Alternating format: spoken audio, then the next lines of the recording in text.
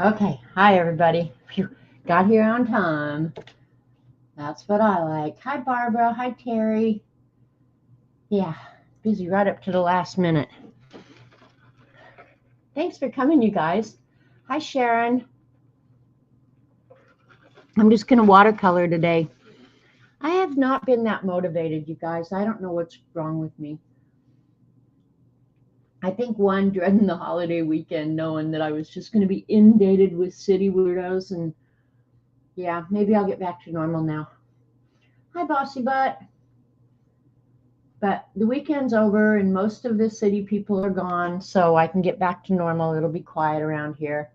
It was a crazy weekend around here, though, I have to say. Yeah. Hi, Art Junkie. Hi, Kristen. So I'm just falling back on my old regular. Yeah. And I have nothing to show because I haven't been shopping. I haven't been doing anything. Hi, Joanne.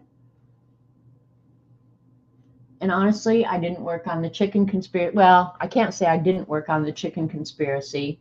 I did a bunch of research about Mars. So, but I haven't done a layout yet. But I think I have enough material now that I can do a layout. So I'll try and get that done this weekend. And we're not going to go shopping. We're not going to do anything this weekend. Hi, Ellen. Yeah. So, yep, definitely getting back to normal. And I haven't even hooked up my printer. Dee Dee was just chewing me out about it. Have you used your new printer yet? I haven't even hooked it up.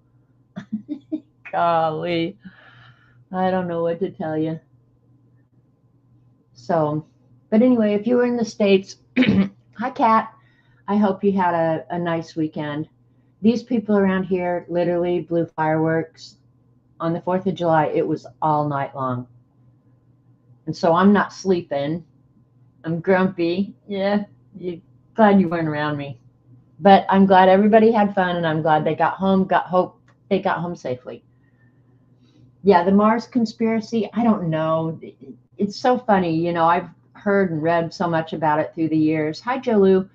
um, that when you sit down and start actually looking at it over and over and over, different people with different approaches, um, how it affects how you originally thought about it. Hi, Jackie. Um, so, yeah, I don't know how it'll end up. You've had fireworks every night since 4th of July. They have around here too, all night long. Like Saturday morning was so quiet in this neighborhood. I guess everybody was hungover and tired from being up all night, keeping me up, that, yeah, Saturday morning, there were no work trucks, there were no people. It was just like, oh, this was awesome. But it only took them until about noon to recover. Jesus. Anyway, I'm done complaining. Ellen, you had asked me to show the picture, and I'm glad you reminded me because I had packed it up and put it away. Last week I worked on a page because I'm so not motivated, out of Birds in the Forest, which I really like this color book. I really do. And I thought the size of the images would be good to use the new Languo, I think is how you pronounce it, gel pens. You guys, I've ended up really liking those gel pens.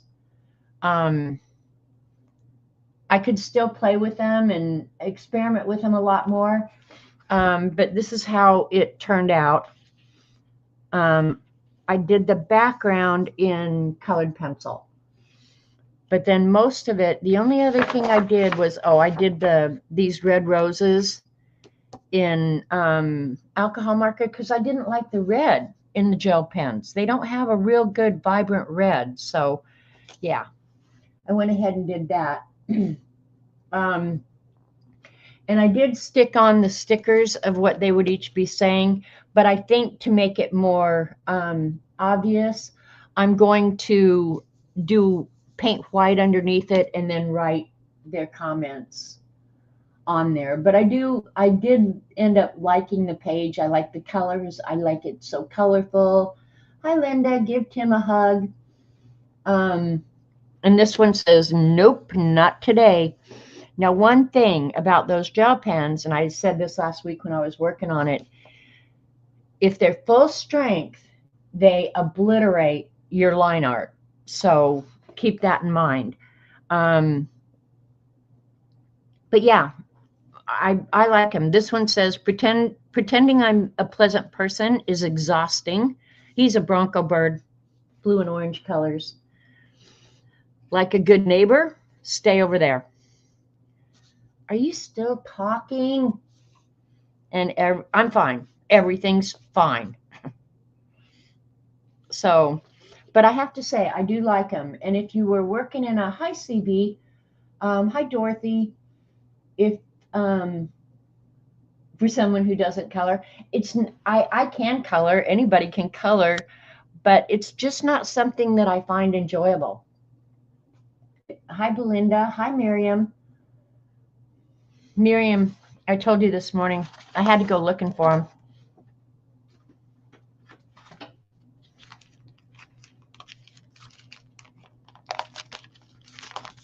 See, I kept copies of all of your ATCs. I love these so much. I'm going to end up drawing them.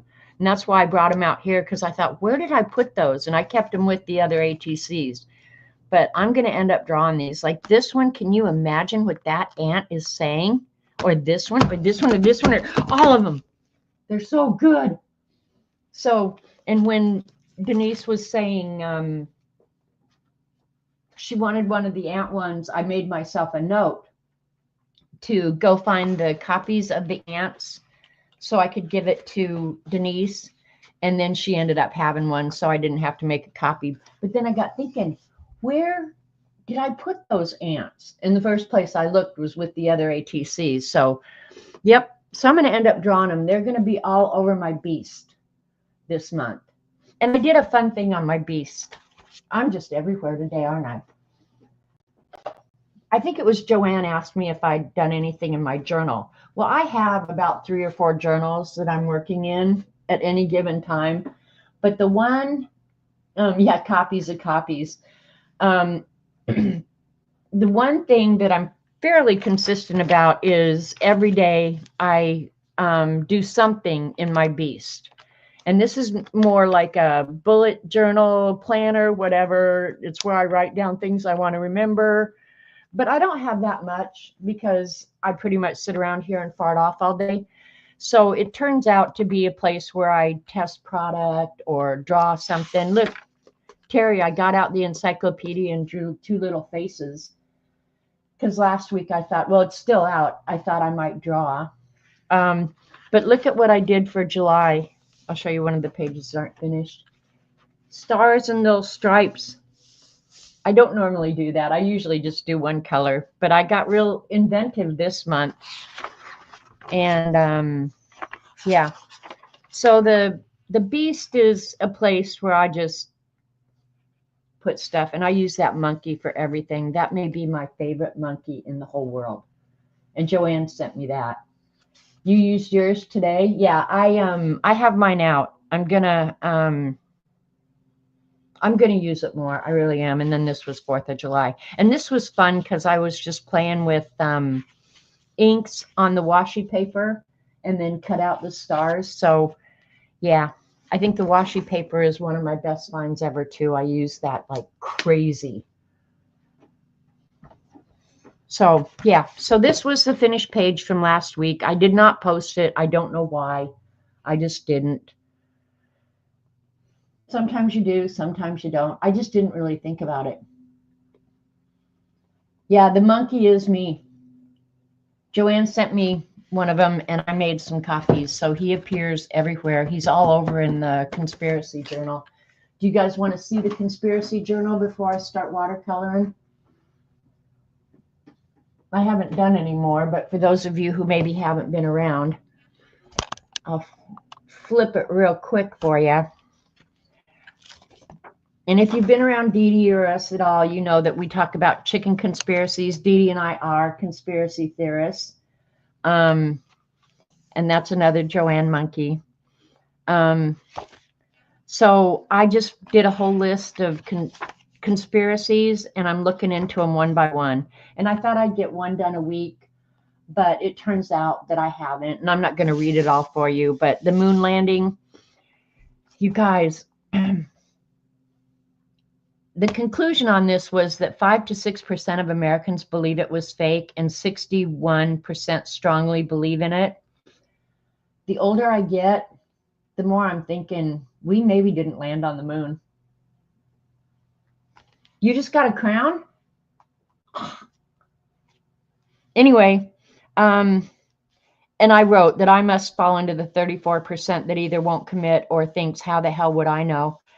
But because I have looked into some of this stuff, now YouTube is feeding me stuff all the time about either the moon landing or anything that I've been looking up. And I saw one the other day that pretty much convinced me we weren't on the moon. That was a set. And what's crazy, I mean, really crazy, is my brother, just older than me, he was 4 years older than me. All of my life, way back since it happened, he said they didn't land on the moon. He never believed that we landed on the moon. And I used to ridicule him for that. Like, what is wrong with you? You dumbass. You know, I ridiculed him relentlessly. He has since passed away. And when I was actually working on this, so many times I thought, man, I wish. I called him Groovy because we were in that era, I guess, of everything was groovy. So I just called him Groovy, Dr. Groovy International. He was such a pain in my ass, but I loved him. Anyway, so many times when I was doing this one, I thought, man, I wish I could call Groove and tell him he may have been right all along. So now you know how absolutely crazy I am. Yeah. I don't know. But when you think about the reasons that they might have done something like that, and then you look at the photographic images, I don't know. What if we actually did land on the moon, but the footage wasn't good, so they recreated the footage? You know, Kristen, I could almost buy that. If they'd said that and said we had to recreate it because the footage was unusable, I would have said, okay, fine. But they've tried to pass off this stuff for so many years, and there's so many anomalies. I mean, you can't argue, you know? Anyway, this one was Bigfoot. Bigfoot is fun. Again, I think the sheer number of sightings and people who are willing to stick their neck out and talk about it is very compelling. That there's something out there that we can't identify, and I don't think I want to, honestly. So anyway. And then Flat Earth, I think these people are off their rocker, quite frankly. But I love this page. And I can't remember now who, maybe it was Allison, sent me a meme that said if the earth was flat, cats would have pushed everything off by now. And I believe that too. So, and this is the only tip in I have. But yeah, I think the Flat Earth people are off their rocker. But it's fun looking into it. Area 51 in Roswell, this is another one that you could probably watch this stuff forever and never come up with a feeling one way or the other. At least that's how I feel. I don't think it's outside the realm of possibility that there's other intelligent life in our galaxy, in the universe, whatever, because it's so vast. And why do we think we're the only ones? And I guess one thing I really wish would happen is I wish our government would be honest about it, that yes, we have recovered something, that we don't know what it is, you know, or just say, no, we have never. They just lie to us too much that now you can't believe anything. But I do like my little alien guy I drew here. And that's one of the reasons I want to join Keeks and Joanne's ATC swap, because I think aliens in Egypt would be a really fun topic. So I'm back and forth. I don't have that much stuff about Egypt, but the alien part, I'm down with the alien part. And Keek's cards have been really good. I don't know if you've seen them, but she's put little bits of information on them, and they're very good. I like them. I don't think aliens are on the planet. They took one look at the idiots here in Hightail. Well, Barbara, I wouldn't I would not deny that. If I was an alien being and I landed here, especially in my neighborhood over this last weekend, I would have bailed too. I would have said, pack up your crap. We're going home. These people are idiots. There's my monkey again.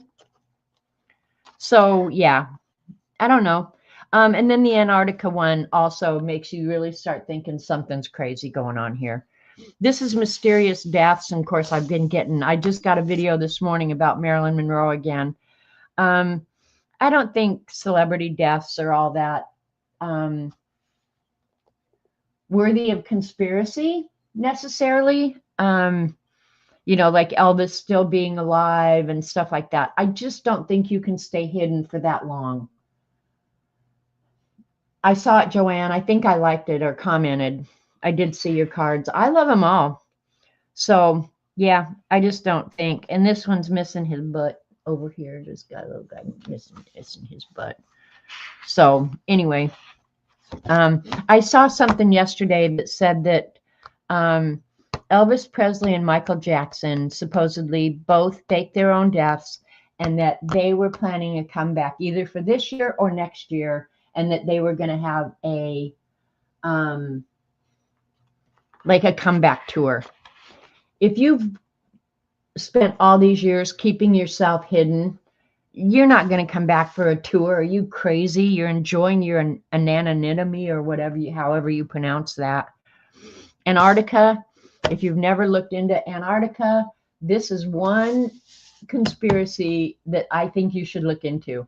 You can spend hours and hours learning and reading about the stuff that's gone on in Antarctica, and it is crazy unusual. Now, whether or not there are aliens and lost city of Atlantis and all that, I don't know. Who knows? You'll never really know. But I have to say, this one was uber fun to research and kind of write a little report about. And yeah, this was a good one. I think it's arrogant to think we're the only ones in the universe. I see that's kind of how I come out. And then this is the only page. This is what I've got planned for Mars. That's all I've got so far. But what I do is I go ahead and lay out the basics and then kind of position where I want things to see how much space and how much extra art I can create to put on there. So this is how they begin. There's my monkey again. But Mars has also been pretty interesting. I don't know that we're ever going to have, I mean, I admire Elon for thinking that a trip or colonizing Mars would be a great thing. I'm not so sure. I mean, hopefully we're not going to need to bail on Earth. Hopefully we'll be responsible and we won't have to. Did I say hi, Joyce? Yeah, so I'm hoping we won't have to bail and go to Mars. But it doesn't look like a very hospitable place. Now, I suppose you could create a hospitable place, but you'd be living in like a dorm or dome type thing, which is what the flat earth people think we're living in now. So maybe it is, but I just don't think it's feasible, kind of. Hi, Barbara. And I certainly wouldn't want to be there unless they had beautiful homes with air conditioning and carpet or whatever, I love my luxuries. I don't want to go be an explorer. I admire explorers, however. Like, I admire all of them, that they have the curiosity, I guess, to go out in the world and find something that nobody else found. I get excited when I find something out in my yard that I didn't expect. So, yeah, good on them. But I don't think I want to be that. So if you haven't seen this book, this is Abstract Watercolor by Kate Rebecca Leach. She goes by Essoldo Design on Instagram. I don't know if she's on any of the other social medias because I'm not. So I love I love her work. it's all very seemingly whimsical, but more than anything, I like her use of color. She is such a wizard with color. Did I say hi, CB? Anyway, I've flipped through this book many, many times and done most of the exercises in it. I think if you're beginning watercolor and you just want to play with your supplies, this is a great book. Great book. And you do have to read what she says. The pictures are great, but you got to read about her approach and stuff like that. But yeah, I just like her approach to things. But it's really, I think, more than anything, her use of color that really, really intrigues me. So I've done most of this stuff in here. But one thing that I've always thought about, oh, I want to do that, I want to do that, is doing these, this square, where you just do squares in different colors, and then you can doodle in them or enhance them however you want. But this one I've always had marked because I love the colors in here. This is my house colors, only it's not, mine isn't quite that red. It's more of a burgundy. But I thought, okay, I'm going to try that. Now, y'all know that I'm a little cuckoo about straight lines and squares that are square, but I'm not going to use a ruler. I'm just going to try and create weird ass squares and be comfortable with it. Oh, is the crown back? I probably need to turn that off. See, I don't see it on my chat. But apparently the crown is for people who are talking a lot. I'm not sure that it helps chat a whole lot, but whatever. Stupid YouTube, thanks. So this is what we're going to do. If you want to paint along, get out. I'm going to use some square brushes today. These are all-purpose brushes. They're not necessarily watercolor, but they'll work. But to get the straight edges, I felt like I needed. I mean, I suppose I could do it with a round brush, but I think this is going to help me overcome my anal OCD kind of problems. So that's what we're doing. It's page 51. Terry sometimes plays along with me. And I thought I taped down a piece of watercolor paper, 9x9. It's just inexpensive B paper that you can get down at the Walmarts. And I thought I would use, because they're my newest and I haven't used them a whole lot, I would use my Kuretake paints. This is the Art Nouveau set. This is just the 48 set. And I haven't, I'm gonna have to remember to go in and do that, Joyce. But I liked for the red, like this maroon and the either the indigo or the deep gray navy out of this set, I thought was great. But I also like this yellow brown. These colors down here in the Art Nouveau set are more granulating or something, but they're very appealing. But I thought the blue, the maroon, the yellow brown, and maybe this Mars yellow, and the yellow brown and the beige are very close together. And the colors in this are like the maroon, the dark blue, and then variations, and then a tan and variations of that color. But I thought that the yellow might be really good in there too. So 3 or 4 colors should be, I think, more than enough. Oh, you have to turn it off separately in your settings. Okay.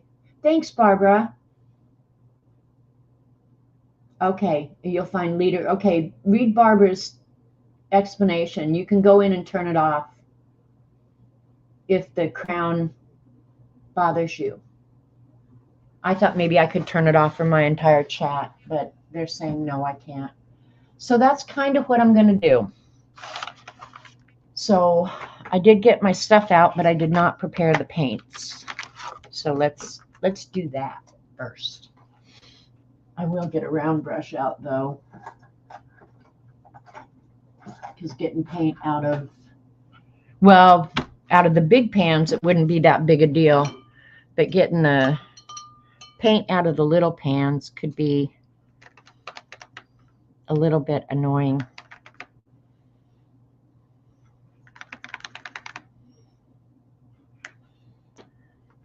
So I don't know. We'll see how I do, or if the wonky boxes push me over the edge. Okay, this is really, really a dark color. I'm going to water it down just a little bit.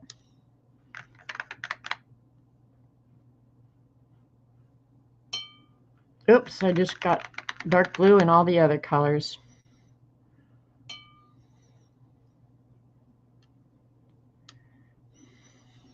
And if I need to blue it up a little bit, I can add some of that indigo. And then the maroon is next. I love these Kuretake pans. I hate having to shove my brushes into those little half pans. And even though these big pans aren't filled up as high, I still think you get as much or more paint.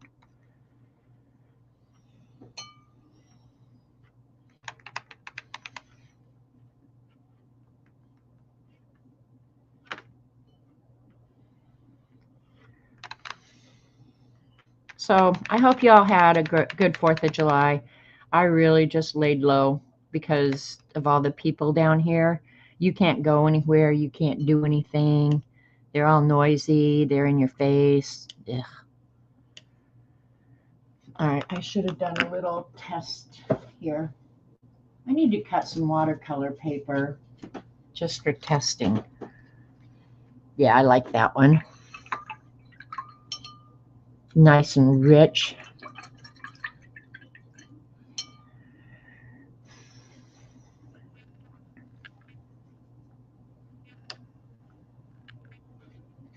Yep, that's pretty. And if I didn't have the Art Nouveau set, I probably would have picked the yellow ochre and probably maybe even the gold, because this set does not give you, or I would have mixed yellow ochre and raw umber. You don't get many browns in this Kuretake set. I'm not complaining about it. I love it. You're here for any and all greens. You know, green is not a color that I gravitate to as a rule. I'm a blue person completely. Okay, let me set this over here out of the way. It's got to be where I can reach it, but I don't need it in my space. And then out of the Kuretake, or the excuse me, Art Nouveau set, I think this yellow brown is an awesome color. I like all these colors. They're real muted, very Art Nouveau-y. Isn't it amazing how they do that? They call it Art Nouveau, and then the colors are kind of Art Nouveau-like. Yeah, it's crazy.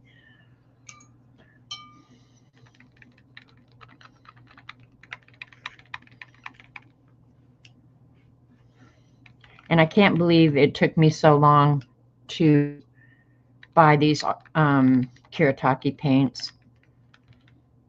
Dee Dee told me when Robert was in the hospital with leukemia, she said, go find those paints. You'll love them. And I looked and looked, and none of the art stores in Oklahoma City had them. And of course, I wasn't ordering from Amazon in the hospital. And it's taken me all these years to finally break down and buy them. And I'm sure glad I did. And then what was the 4th color I was going to use? Oh, the Mars Yellow. Don't know that I need 4, but I've got 4, so who cares?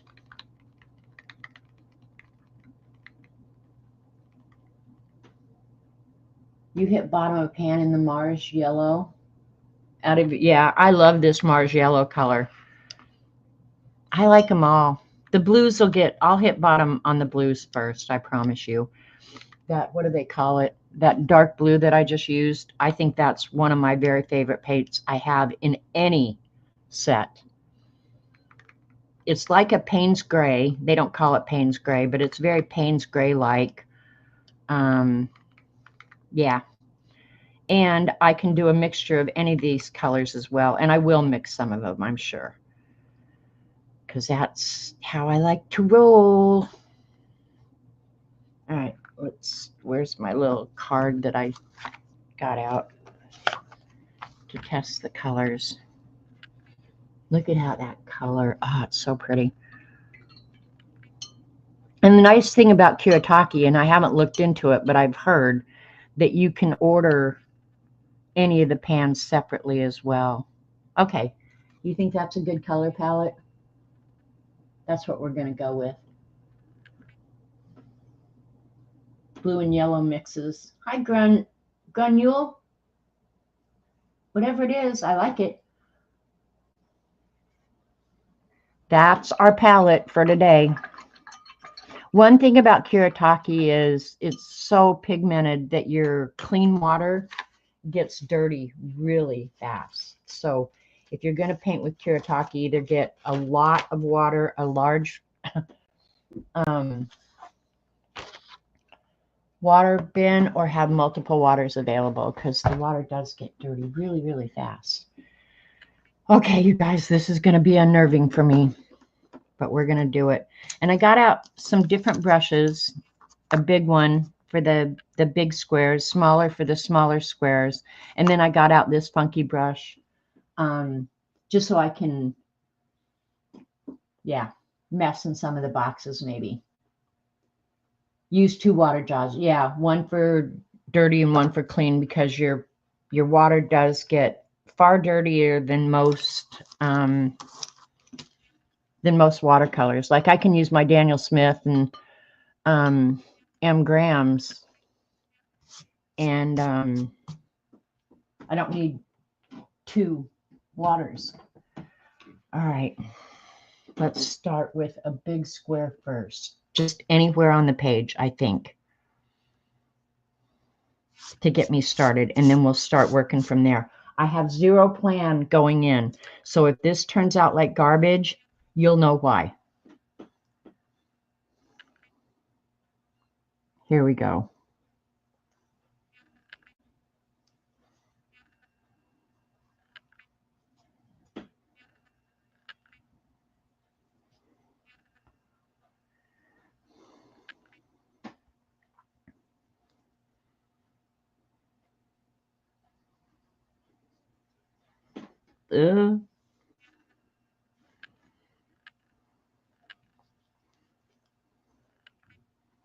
That's not so bad, huh?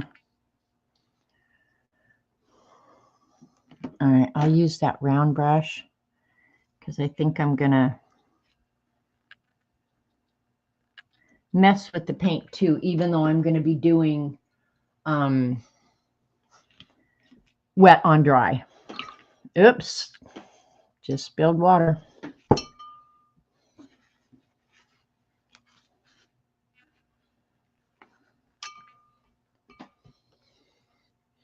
Man, what, the paint doesn't want to come out of this brush.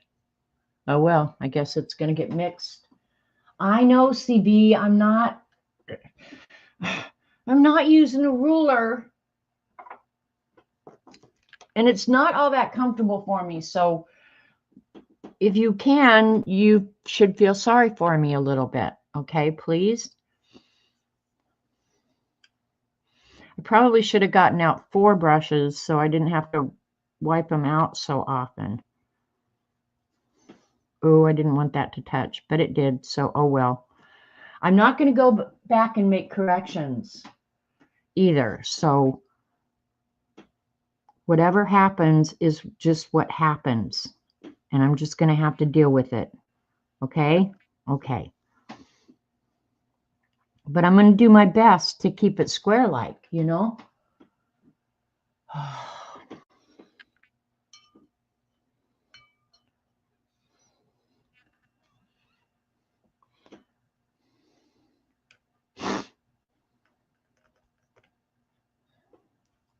It'd be a little square right here.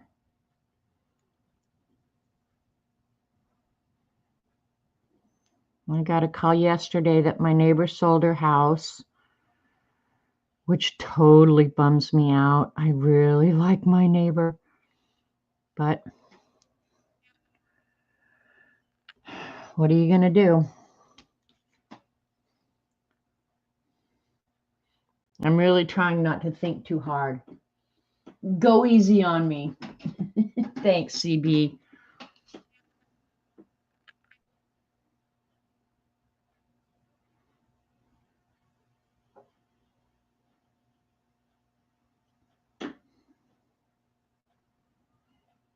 This one actually has a little bit of an angle to it, this brush. I didn't have this size total flat.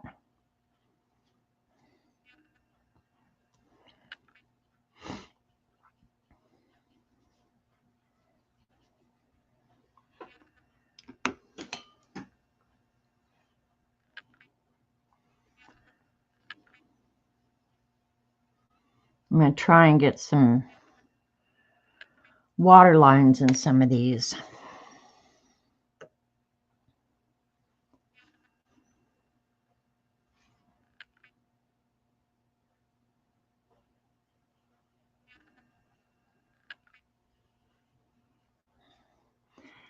And on hers, some of the boxes didn't go to the edge, and I'm not going to actually go up to the edge on this. I taped it out where it was less than 9 by 9, but yeah. Okay.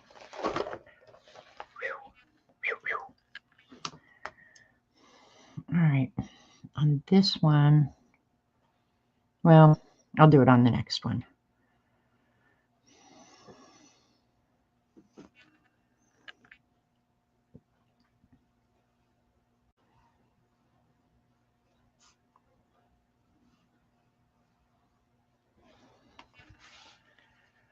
It was fun having Denise at Dee Dee's this morning. I hope they're out having a ton of fun.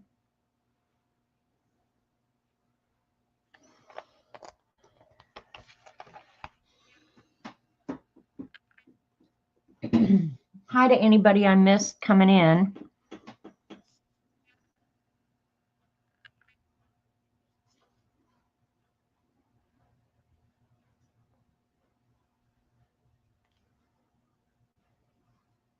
Yeah, the flat brush is definitely a little bit easier, so maybe I'll use this one more.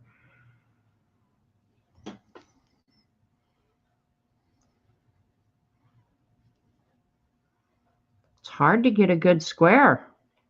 Yikes. Maybe I'm just too worried about it, huh?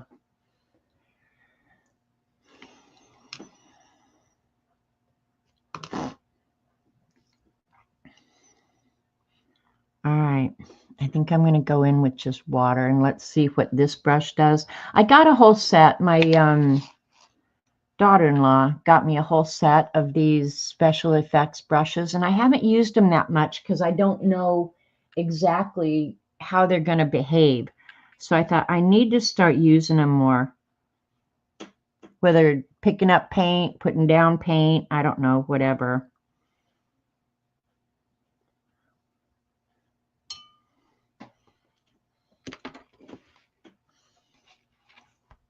And I need to play with them more too.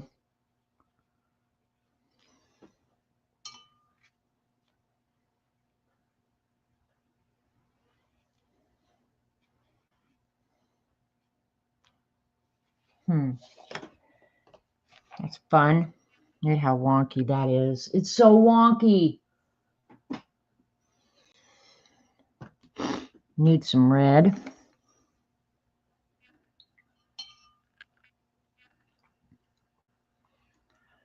I'm going to thin down some of this red so it's not quite that bright. I might have to get out a second palette. There's my little card. Okay, so that's going to be almost pink-like. All right, I am going to go ahead and paint up to the edge here. Oh, they touched. They touched, you guys. I should bring you in a little closer.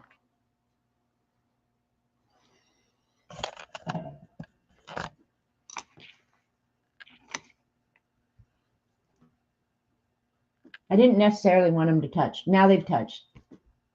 No more rules. Hi, Nanimo.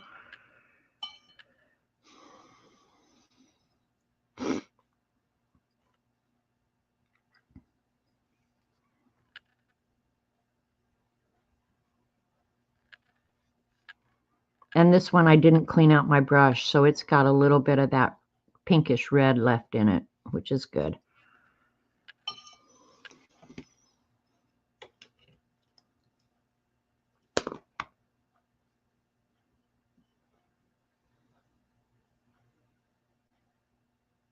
This one might be really dirty. They touched again.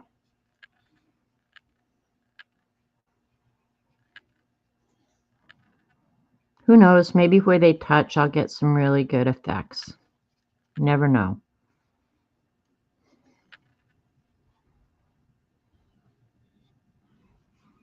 See how that brown is going into that blue?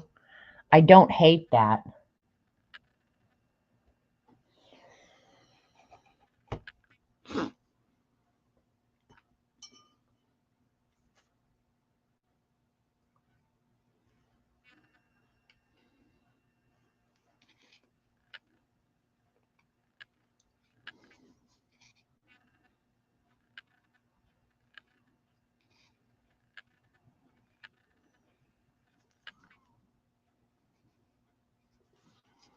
Maybe I'm getting better at these boxes. What do you think? The second one will definitely be better, I'm pretty sure. And I'm just dipping directly in the red. I'm not getting any other.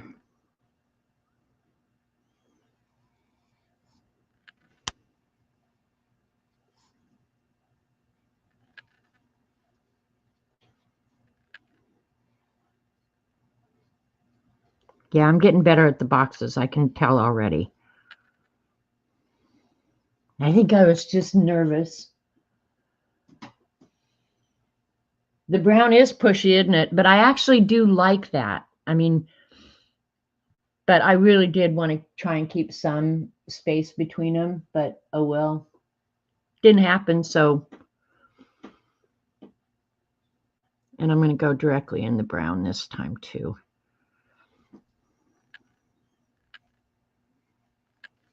Oh, and I didn't wash the red out.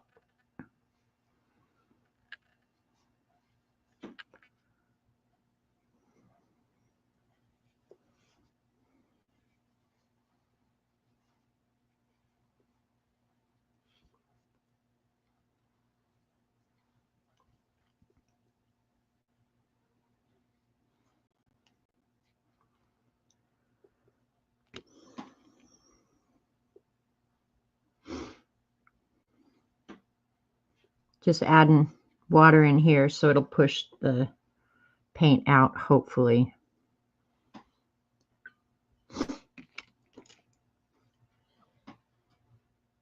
This looks like a first grader. It really does. All right, now I'm going to do a really, really small. Well, no, because I can leave spaces, right? All right, we're going to do that.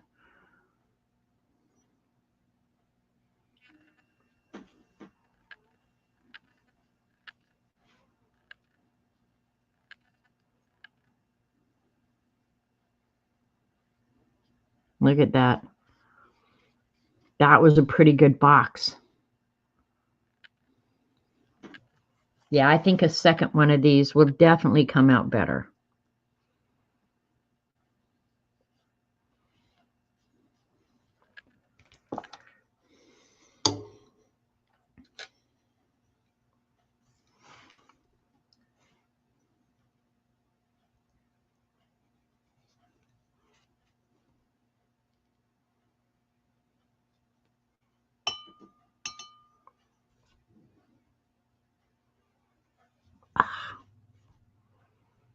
to pick up that color, you want almost a dry brush.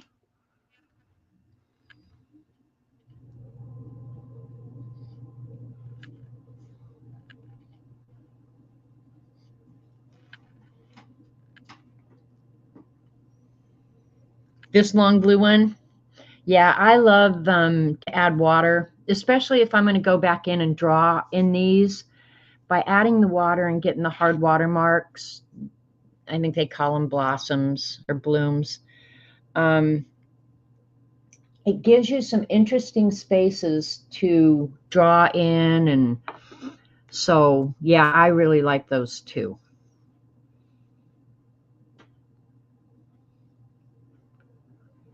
Now I think I want a I'm not sure.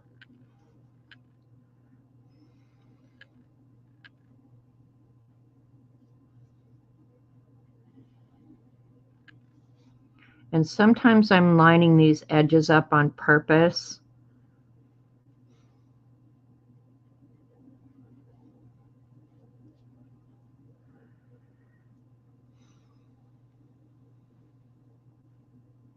Only I'm not doing very good at it, but that's okay.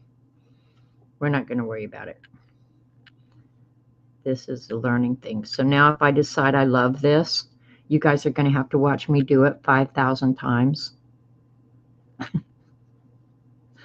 Because I kind of get in, I don't know, moods where when I find something I really like, I'll do it for like 3 months. Nothing else. That's all I want to do. I like the combination of colors too, Miriam. That may be the best thing. But I can see that things like right in here, it's definitely wonky. But I'm getting better as I go. And the thing is, if I decide I don't like this part of the painting, I'll just cut that bad boy off. Think outside the box, Barbara. You know how hard that is for an OCD person? I mean, have you ever truly considered how hard that is? And this has blue on it still. That blue is hard to get out of the brush.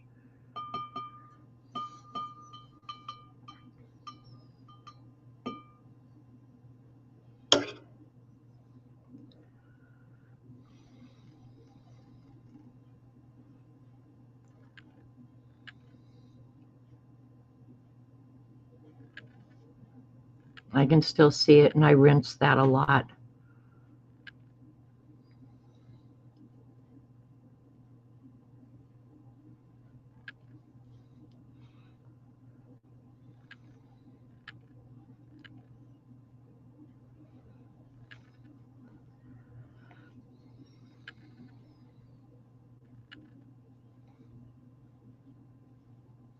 Ugh, I just flopped a little bit of brown right in that blue. That would be an interesting thing too. I might have to try that.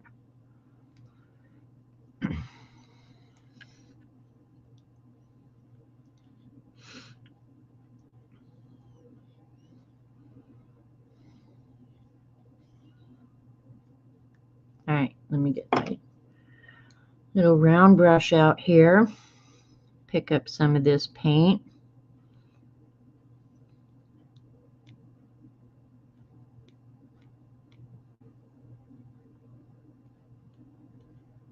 Come on. There you go. We'll just see what it does. Yeah, Terry, if I find something I like yesterday, I started doing some Zentangle. I saw a new pattern that I really liked, and I had so much to do yesterday. I do laundry on Sunday, you know, shower. I try and cook us a nice meal. I had so much to do yesterday, and I started Zentangling, and pretty soon it's like 1 o'clock. I've done nothing but sit here and draw Zentangle all morning. That's all I did. So I thought, oh, am I going to get into a Zentangle season where all I want to do for the next 6 months is Zentangle again? Okay, does this have, yeah, that still has red in it.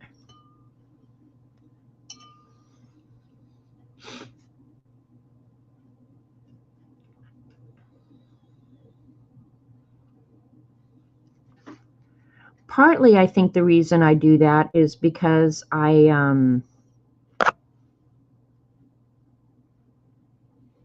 think if I do it over and over, I can get better at it, you know? I don't know if it works that way in real life, but that's what I always think. I know that if you make yourself draw every day, I probably drew every day for over, hi Sherry, for over a year, where I made myself draw something every day. Sometimes it was, I'd draw nothing but feet for like a whole week. But I have to say, I know that after that year, I was better. Sometimes I just did faces.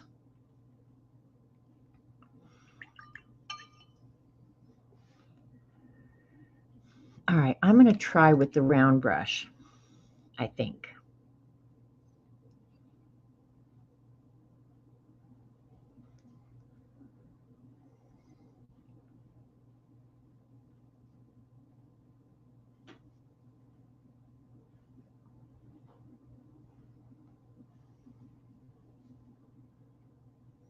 Ugh.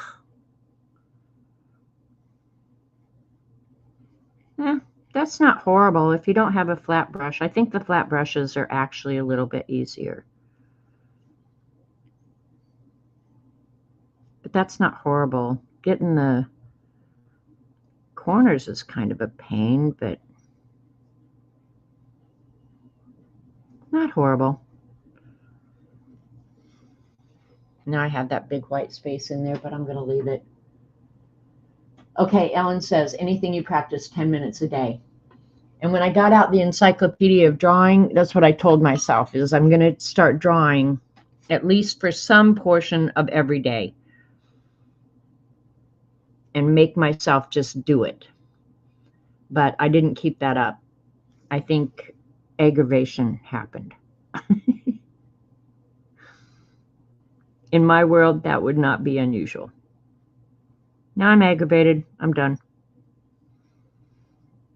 This weekend was very aggravating.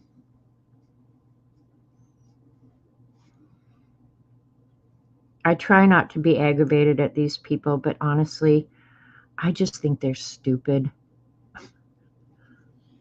They're really stupid. That one. This is getting really wonky, you guys, but first try. Show a little patience with me.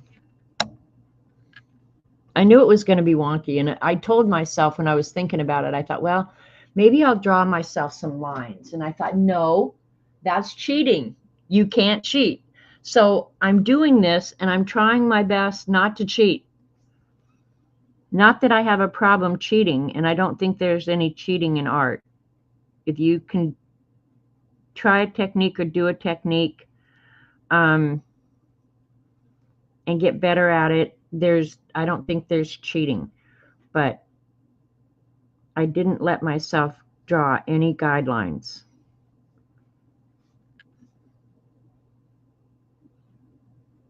And believe me, that took a lot of willpower.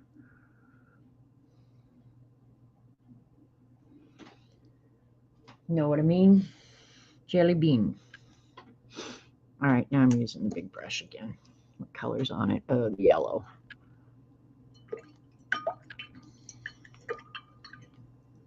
I got water flying everywhere.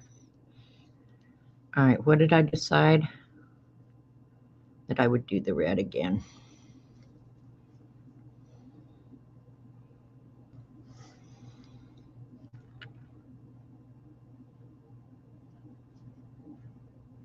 Try and get a real dark red. Now, in any of these two, and I just touched again because I'm a dope, I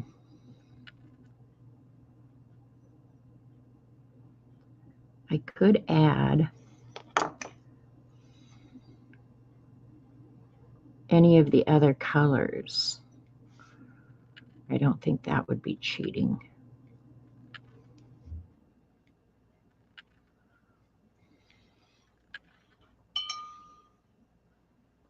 Let's add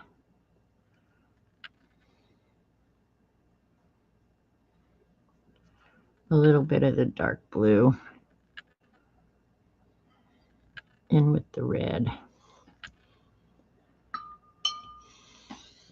Just because I want to see.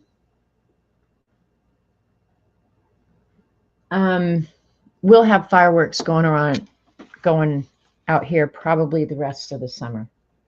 Because when the fireworks stands come out, I think they buy in bulk. Stinking red. That's right, Kat. I'd forgotten that. Jen would call it stinking red.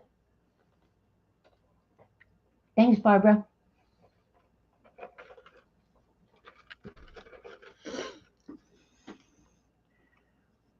Osgran Jen. I wish her and Squiz would come back to the States. They were fun. If you're new and you don't know, there's a YouTube channel called Osgran, Ozegran. She's as big a stamp fanatic as I am, I think. She's got a great organization system for hers. But anyway, that's beside the point too. She does a lot of builds and stamping and art journaling, I guess. But she's funny. She speaks with a Australian accent that is just beyond charming.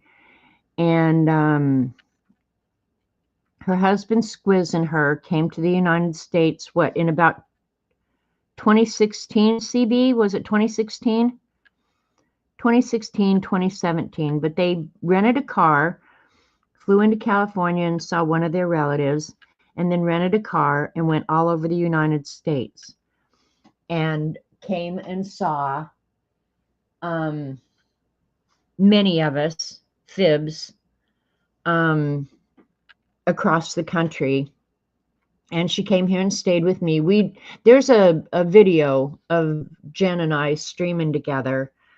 And it was so much fun. They stayed here at the house with us. We drank wine. I'm not a huge drinker, but I did drink with Jen. And she brought her own coffee. Yes, she did. She hated our coffee. And she didn't mind our wine, Kat. But it was so much fun to have Squiz and Jen here. They're just such good people. They went and saw Dee Dee. They went and saw CB and APG Jamie. And I can't remember if they went and saw Barb Owen, which she's just not very far down the road from me. You can get from her house to my house in about 3 hours. But it was so much fun having Jen here.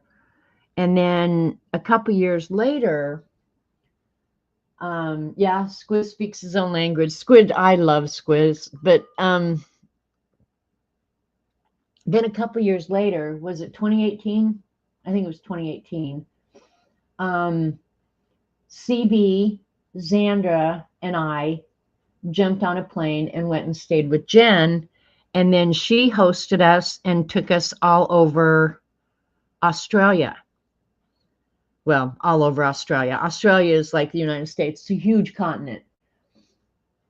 Jen and Squiz did go from California all the way over to Georgia. I don't know if they went down to Florida or not, but I know they were in Georgia because they went and saw Dee Dee. And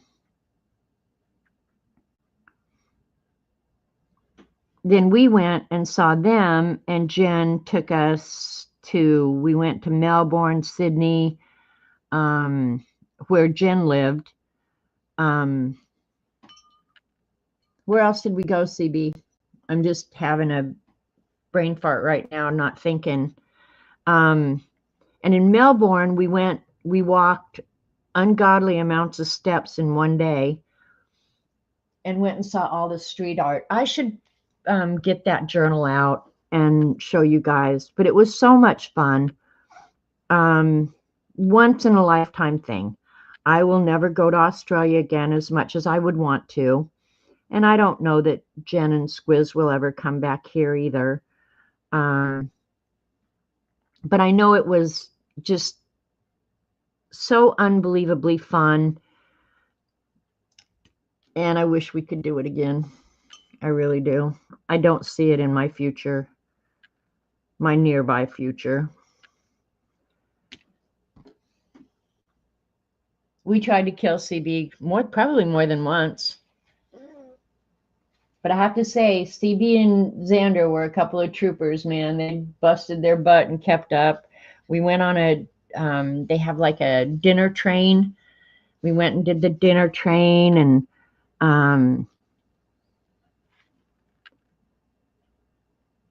went to the beach, and I don't know. We just did so much. It was so much fun. Stayed with her daughter, and yeah, they drove themselves all across the USA. You bitched a lot. No, you didn't, CB. I think you wanted to bitch a lot, but you didn't bitch a lot.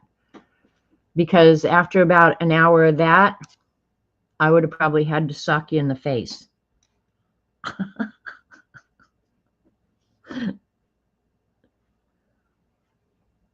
Not really. But that's why some of us seems like we know each other so well, is because we actually do. We spent, well, we were there 3 weeks, weren't we, CB? Weren't we in Australia about 3 weeks? 21 days, I think is what it was. Went to Sydney Harbor, stayed right down on the harbor, went to the Opera House, went to all the beaches. We didn't go to the zoo. Yeah, I think CB wanted to bitch a lot, but she really didn't bitch a lot. And I never bitched at all, because it's just not like me to bitch like that. So yeah, I didn't bitch at all.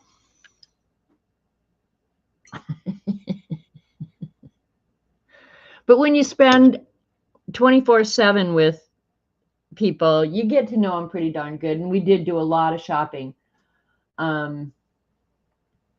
We did do an awful lot of shopping.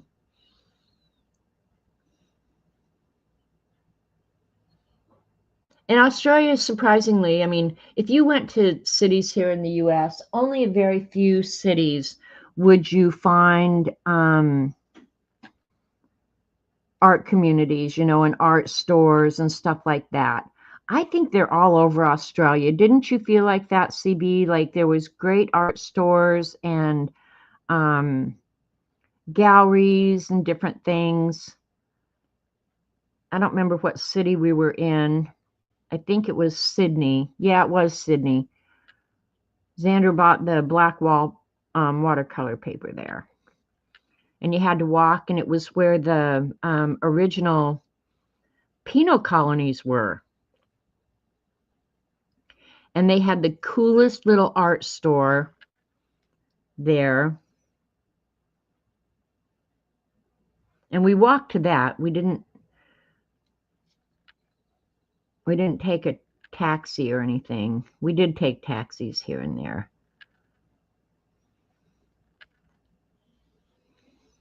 But yeah, Sydney Harbor was great fun. Yeah, we were in their big cities for sure. But I would imagine, don't you think it would be the same even if we'd gone further north, like up where Xandra went, because she went up to see Jane Davenport after we left, or before we left. We got her on the train to go up there. And her pictures showed that there was just an awesome art community up there,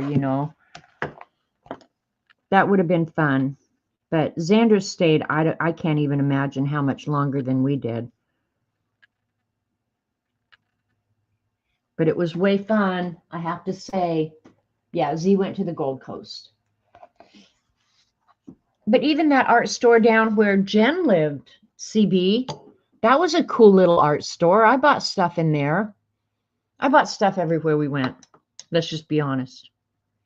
I did. But it was awesomely fun, I have to say. And I think part of it too is, it may not have been as much fun depending on who was with you. But I have to say, ZB, put your fingers in your ears for a minute. CB and Xandra and Jen, of course, Jen wasn't always traveling with us, but most of the time. So such easy traveling companions. And I tease CB or Xander about bitching all the time. They didn't. None of us did. I think we were just all very agreeable travel companions. And if somebody wanted to do something, I think we were all agreeable to go do whatever it is anybody else wanted to do, eat whatever anybody else wanted to eat. It worked out perfect. And then while we were there, CB, you're going to have to help me with the names. Some of the Aussie artists, and I'm mad at myself right now because I'm not thinking of her name, brought her husband down to Jen's house.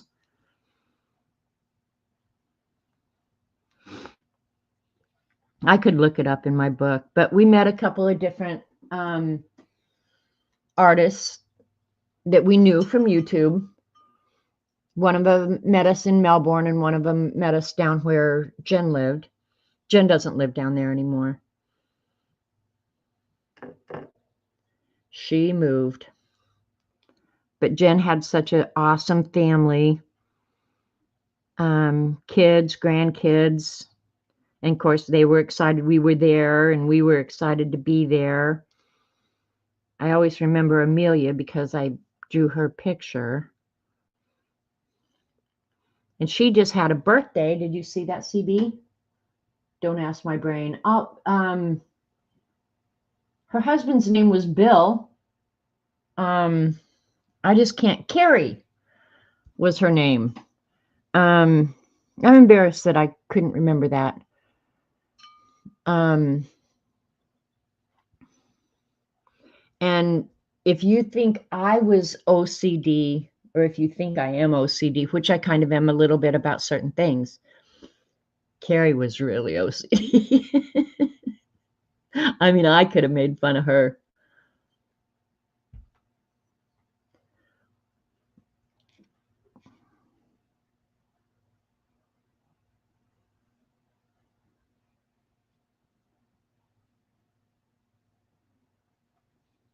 We went to an art store one day with her too, and we went and visited the kangaroos and the koalas.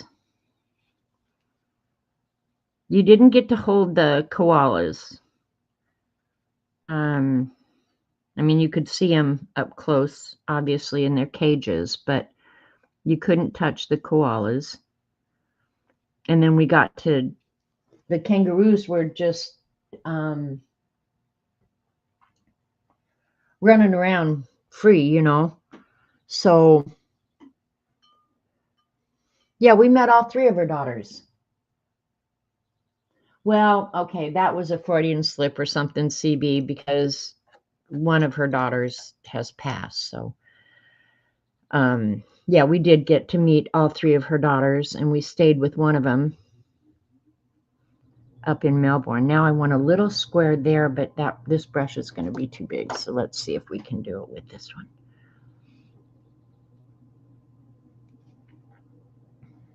And her grandchildren.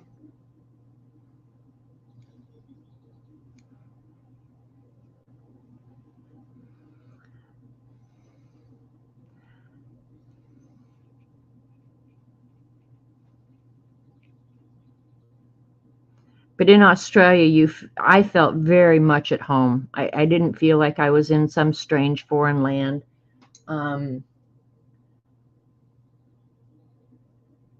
Their food was very much like ours, in many ways better. Like their pizzas, in my opinion, were delicious.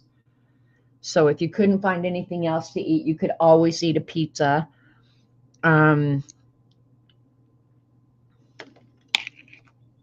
And Jen made delicious pizzas for us. It was just fun. Fun, fun, fun. Let's see what, I've got brown on that. Yeah, Jen's in Melbourne now, which I could spend a week or more in Melbourne alone. Melbourne is a beautiful city. And that's where that other fib came and met us, CB. Karen.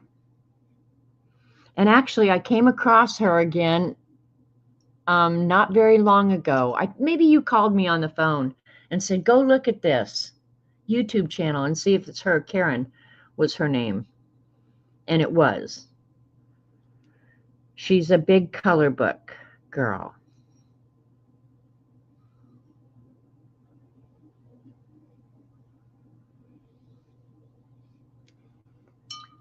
I can't tell you her YouTube channel because she changed it. There you go. Barbara's singing to us. Hey, View. All right. I'm going to do another. I'm trying to keep the distribution of like big red squares and big blue squares somewhat consistent. So I'm going to do a big red square down here. This looks like the wonkiest. Yeah, she has her own YouTube, but I can't remember the name of it, CB. She changed the name of it.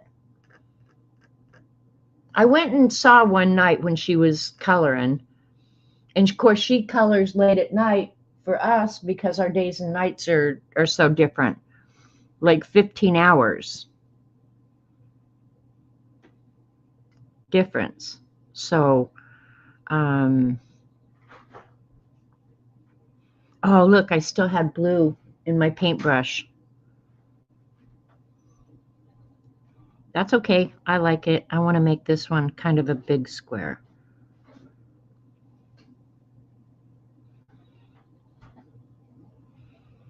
Painting squares freehand is not as easy as you might think, you guys.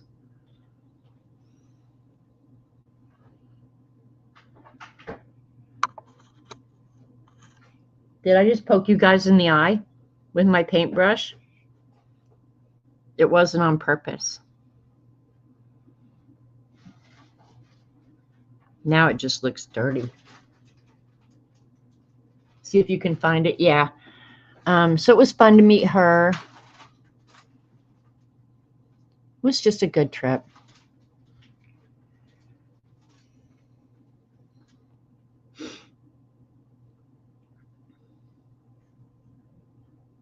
These darker colors are hard to get out of the brush. Okay, I've got a couple going off the page over there, so I feel like I need to do that over here.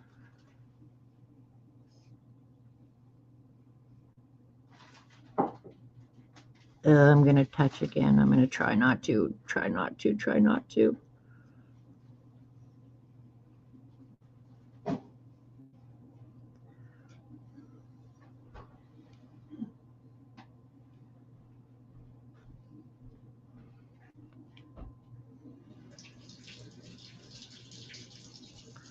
Wonky.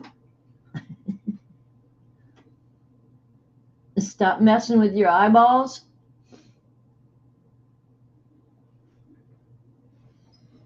Yeah, that's a little wonky. That's okay. We're not going to worry about it.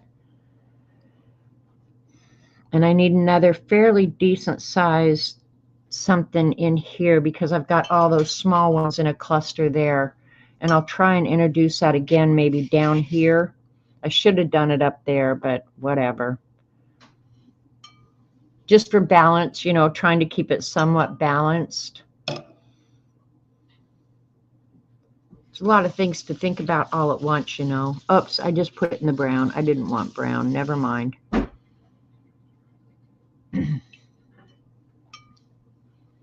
Flopping water around again. I wanted the yellow.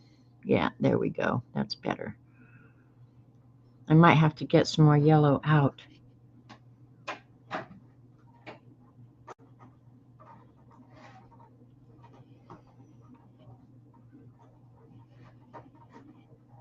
This one I'm going to make longer. This is harder than I expected. Terry, are you finding that to be the case too? Like, I'm not even kidding. All right, I'm going to go ahead and do some small ones in here, I think. Yeah, I think.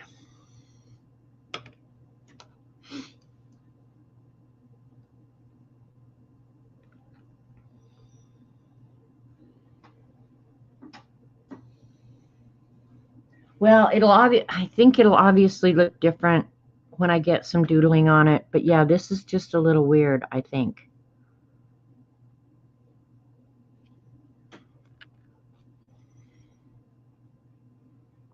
I'm going to try it a second time. And I think I'll do better with the squares and the balance. We'll find out. But look at that brown. That brown is a sucker, CB. Look at I touched it just barely, and that gold is sucking it up. Okay, and I'm going to do, just while I have the brown on my paintbrush, I'm going to go ahead and do hopefully square about the same size down here. I'm going to get some cool hard water lines there. I need to start adding some too, so let's add one in here.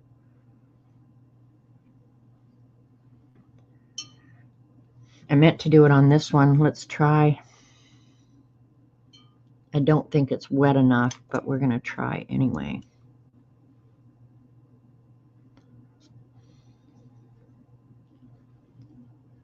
Nope, not gonna.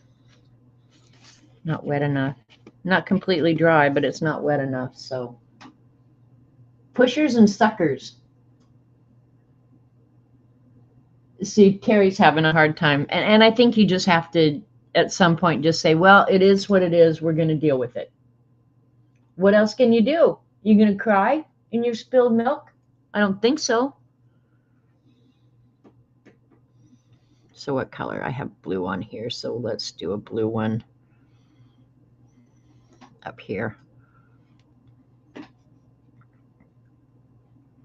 going to try and repeat this small one here. Man, I got a lot of paint on there. I will definitely be doing a second one. But this week I've told myself I've got to do a page in the Conspiracy Chicken book. Why am I watching all these weird YouTube stuff if I'm not going to actually do it?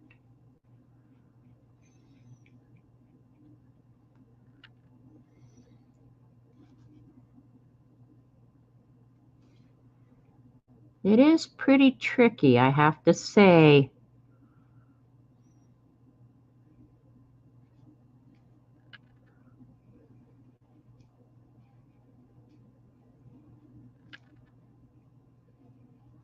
Maybe I should use a round brush and a little bit drier.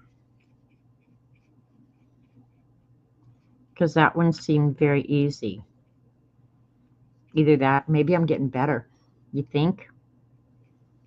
Maybe. Maybe. I better roll.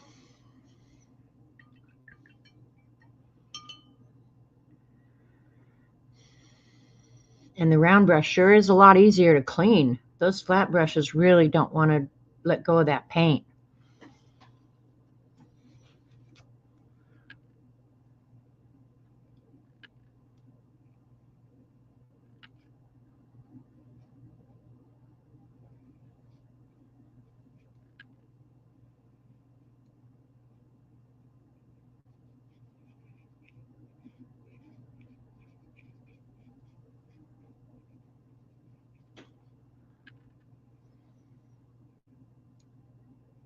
Very tedious, though. You know?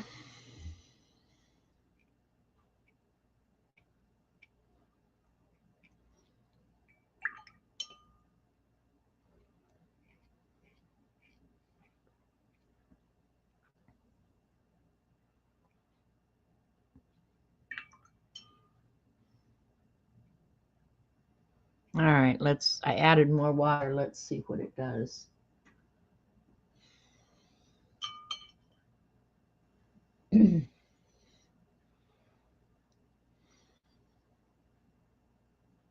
Yeah, this is the yellow.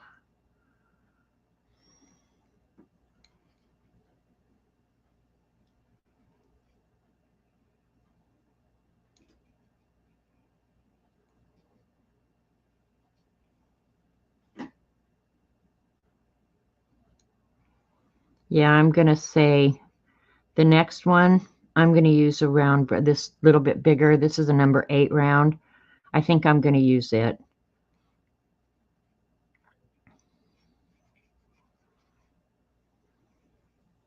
I really thought those flat brushes would work well, but yeah, I think this one's working a little bit better.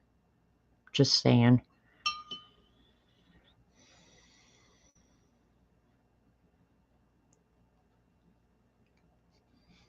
This one's going to be real skinny in here. And look at my lines are not adding up at all. So we'll go ahead and do this one matching this one.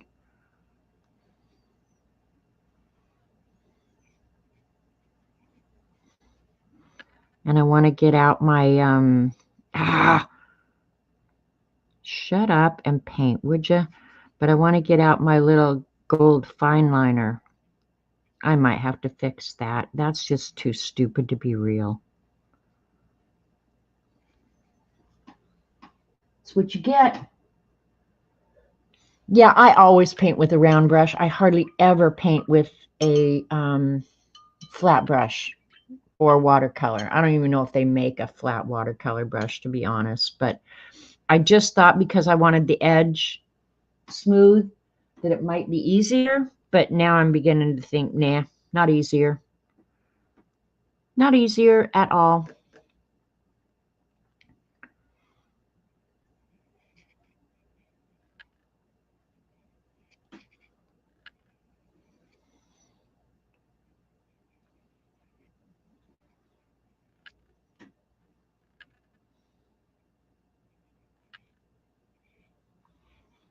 Yeah, I definitely need a little bit more practice.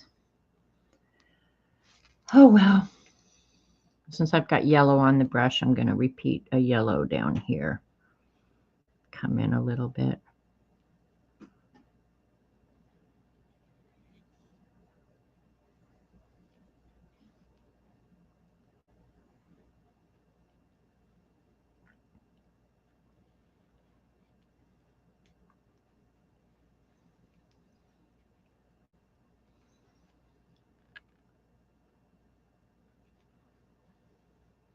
Wonky box. I think I fixed it okay. Yeah, I fixed it okay.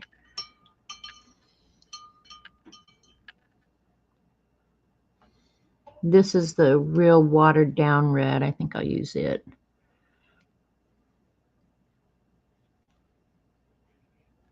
See, I didn't get all the yellow out of the brush. These flat brushes really don't want to clean themselves out. That's very annoying.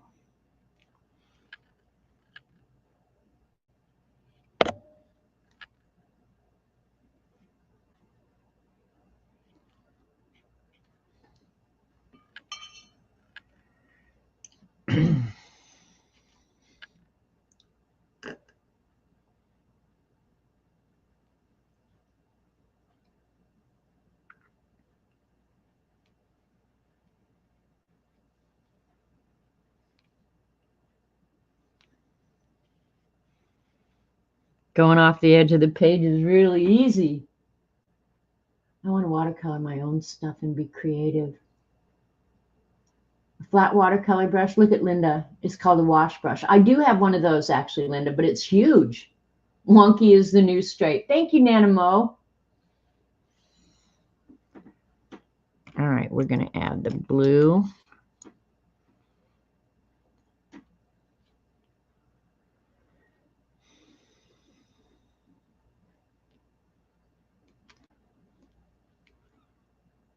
I'm going to add a little blue one right in here.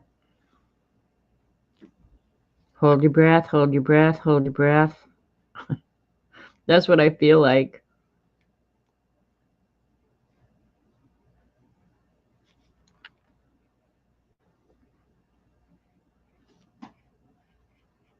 Shut my mouth. What do I look at? I can't draw a box with this round brush either.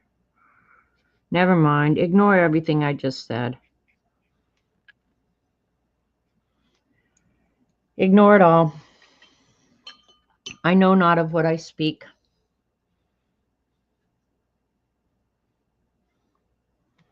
All right, while that dries, I'm going to come. Well, see, I can't work down here because then I'm going to be getting my hand in the paint. So now I have to just go ahead and finish this. And since I used that real light red, I think I'll order up. I'll use the full strength red next to this.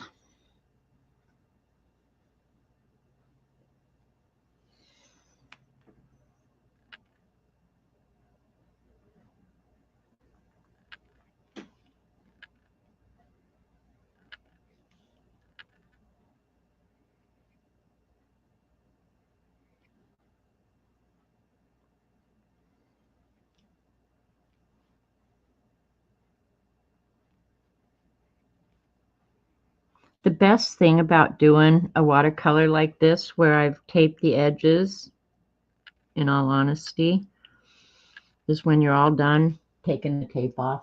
That's the best part. Round or straight, round or straight. Yeah, it's difficult, but this was an experiment anyway, so like there's some things about it I would definitely change, but whatever. But I think one thing I'm going to do, and this is probably a big mistake, but I'm going to go back. I don't like that white space right there. So I'm going to go ahead and fill this in and paint over the whole thing. I hope I don't regret that. Who knows? But the thing is, if I'm going to draw on top of it, I hopefully can disguise it. That's the thing about art. You can always disguise something. That is one wonky box right there. Right there. Look at, I got paint in my nail. All right. Let's do some of this brown. I've still got a little bit of red in my brush. I can feel it already.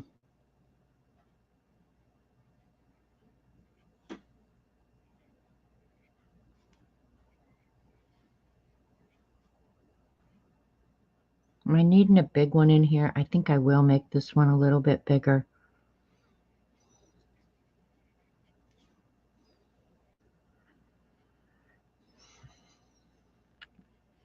Look at that. That's a good box. Tipsy boxes rule. Thanks again, Animo. Somebody's watching out for me around here. I think I need some yellow.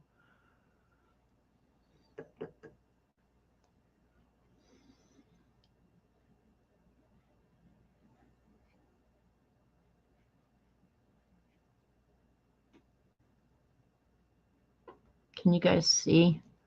Getting down here to the very bottom. Ah.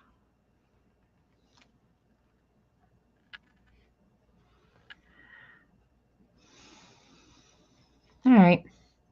Let's add some little bit of water here to this red that isn't completely dry.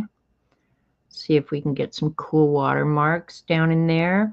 I might have let it dry a little bit too much, but let's see. Let it run.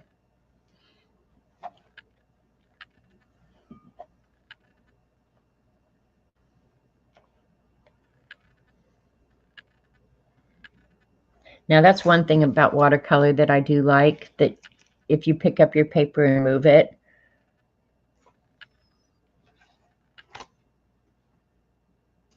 my hand shakes so much that the paint wouldn't make it from pot to paper. Thanks, Nanamo. I don't know. Maybe mine, I should pay attention to that. I'm usually pretty steady. Now, as I get older, I don't know how much of that I'll be able to count on, honestly. I'm definitely shakier than I used to be. I did some calligraphy on an envelope the other day, and I was just like, holy crap, girl, you seriously need to practice or do some hand exercises, because I was not steady at all. And to do calligraphy, you need a nice steady hand. And I ended up mailing it, but yeah, it was not one of my finer moments, that's for darn sure.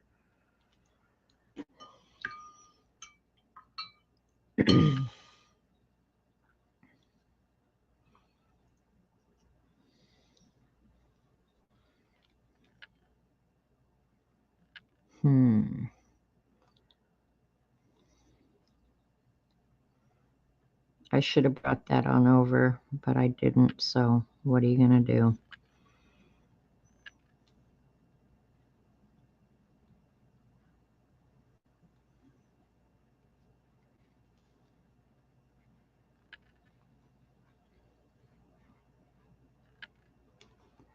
Look at how ridiculous that is.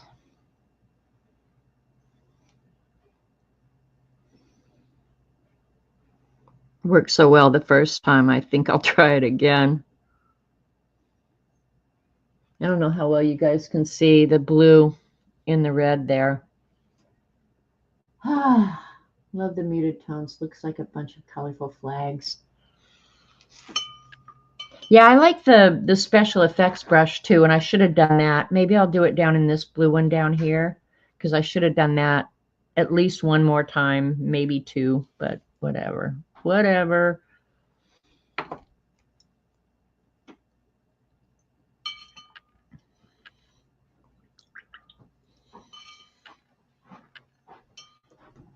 Hang on just a second, you guys.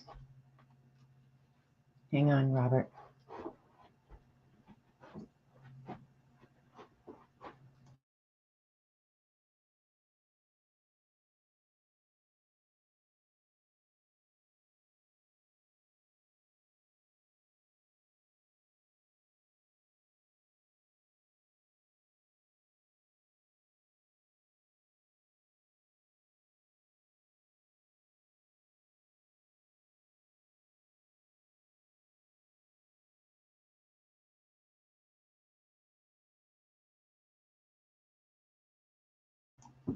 Okay, sorry.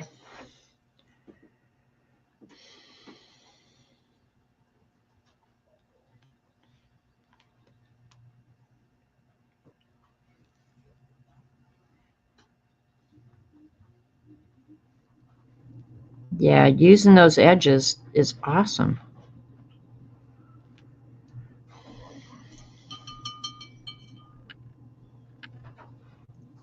All right, and then the last one.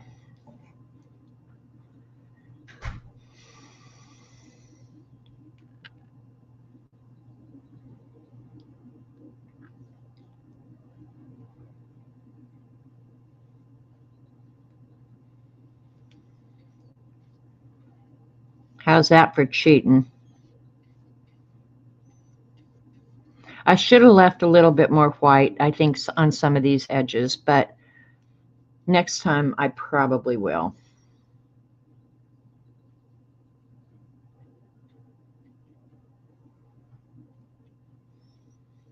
All right.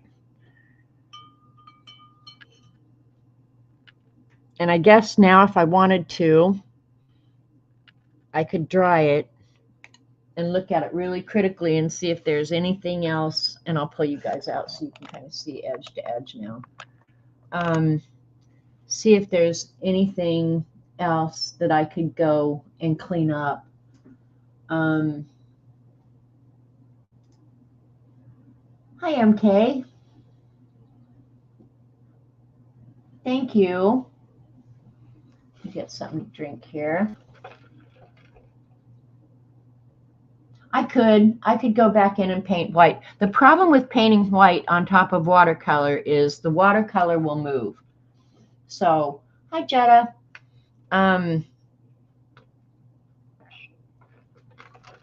Yeah, the white will pick up the watercolor, and I especially this Kuretake, when I've used these rich deep colors, you are not getting white on this. Even the no bleed stuff.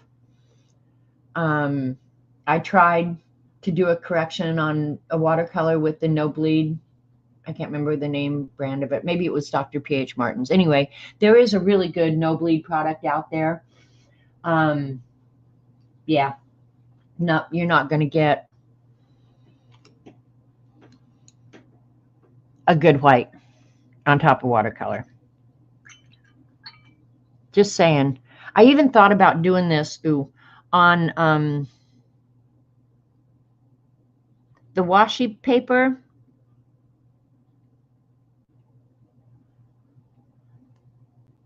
Thinking, well, if at the end of the day I don't like it, I can always cut it up and use it as washi tape. No, I'm not going to fill in the white with color, and I'll show you why in just a minute. But she didn't either, and she actually in the text of this, she talks about that, about leaving some of the white, because when I untape it, I think you'll see that it you need that paste. Yeah, I have some masking tape, or masking fluid. I do have that. I have to say I'm not a fan of masking fluid at all. And if I was going to do this and be more precise, that's exactly what I would do. I would have drawn the lines and left the areas white that I wanted white. But since this was just kind of a jump right in and do it, I was having to remember to don't get them too close together. Try and keep them straight. Leave some white, add your water. So, yeah. Now let's just, and down here on this one edge, I think this is clean water. Yeah. I'm going to go ahead and re-wet this real light one here.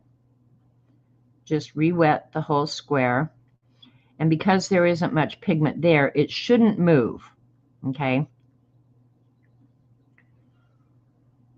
Now I'm just going to add some, I could add another color, and I don't like that big blue one there, so I'm definitely going to have to draw in that or do something. Let's add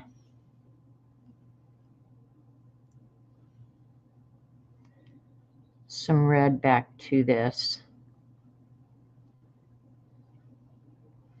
Now see, that's what I love about watercolor, is going back in and letting it just play together in a wet area, and then however it dries is how it's going to dry. That's that. And that box, I'll probably end up just leaving it just like that. This blue one here, I really feel like I want to do something with that. It's ugly, and it either needs to be darker. All right, here we go. Another big fat boy experiment here. Let's see if I've got a clean brush. Pretty clean brush. I'm going in completely with the full strength blue now.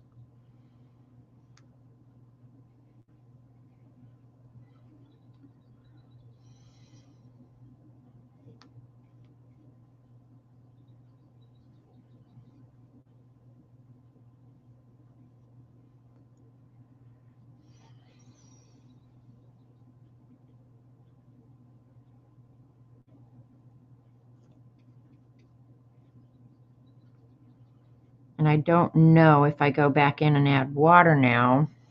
Well, I've got a cauliflower down there. All right, this is what we're going to do. Because I really do like this one up here where the blue pulled the brown in.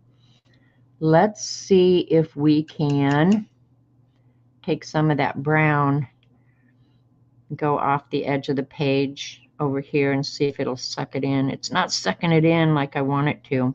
Probably still too wet.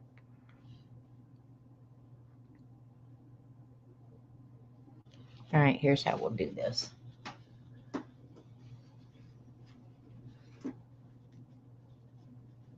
Yeah, Mary Kay, I've definitely done that. I called you Mary Kay, MK, sorry.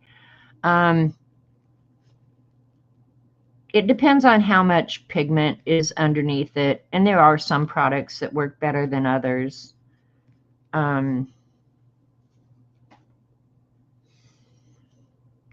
Did not work out like I hoped. Okay, let's do this. Let me get the round. And now I can just play with the paint because I'm pretty much done with it.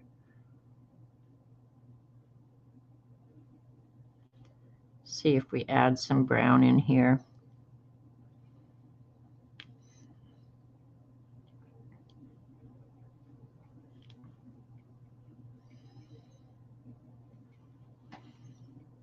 And generally like that, where when the blue starts sucking up the brown like that, it won't turn to mud. But here where I've tried to add it, yeah, it's gotten kind of muddy, but that's okay. I knew I had to draw in that square anyway. So we'll put polka dots or something that will really distract from the mess that we've made. All right, I think I'm going to hit it with a heat gun. Heat gun. Wait a minute. I am going to correct a couple things that are just too annoying to overlook. See if I can get a clean brush. At this point, it's getting really, really hard. These are going to need a serious wash.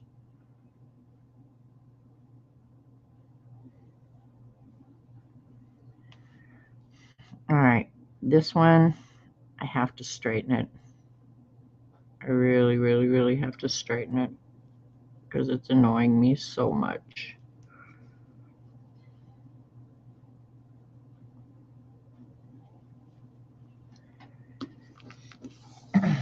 And that was another thing. If I wasn't on stream, I probably would have been turning this more as I was painting.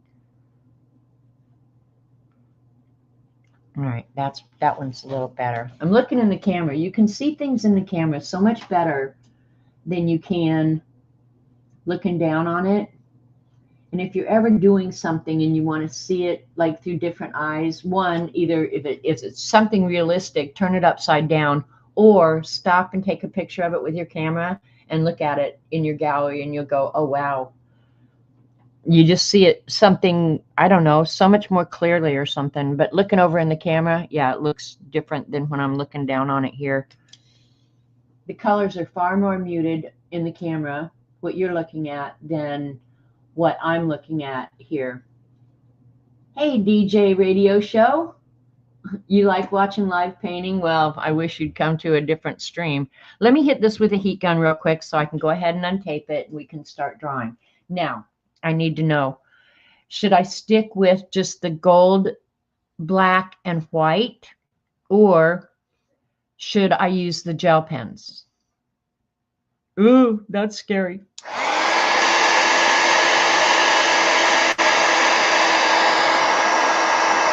And if you want good blooms, you need to let it dry naturally. I'm going to alter the bloomage here, but I don't care.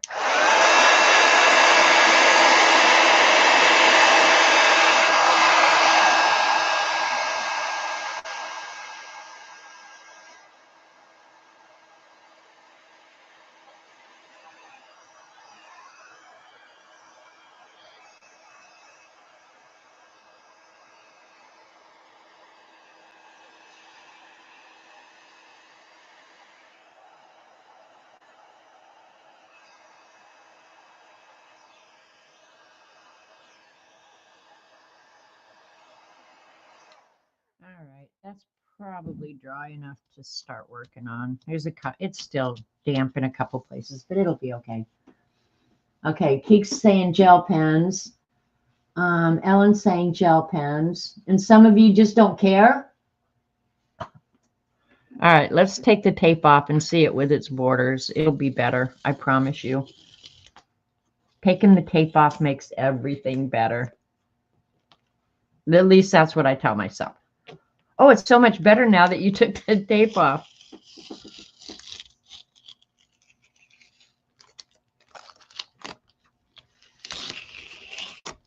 I don't know why that white edge just makes it. Micron black pens. Okay, see. The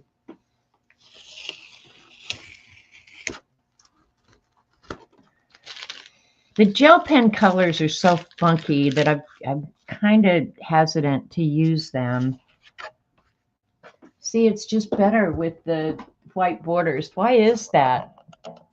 And the indents and everything just seem more comfortable, right?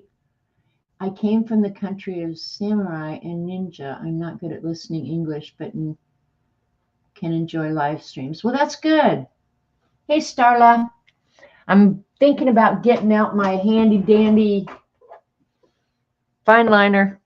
I want to use this so bad. I did use it over the weekend, but I haven't really used it for anything. So I think I'm going to go ahead. I think I'm going to do white black, and gold. And maybe I'll try something different with some different colors. I think if I'd used like a mint green, some of the different colors, the gel pens would work. But for these colors, I'm kind of thinking black, white, and all right. Now I do need to get, let me think what I need real quick. Let me get some, well, I can use those pens for that. All right, I'm just going to use what I have here. Why does this feel so wonky? My camera got moved, just why it feels so wonky. But there's the whole thing.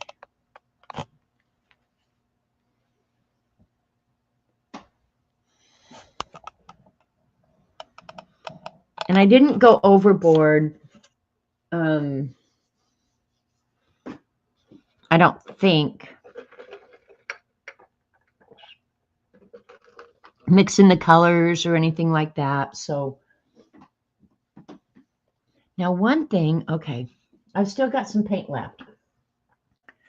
Let me do one of the things that Essoldo Design is kind of famous for. She does go back in after she's done painting. I'm going to get a little water off that. Let me try in a couple of these kind of plain ones. Okay, yeah, that'll be good.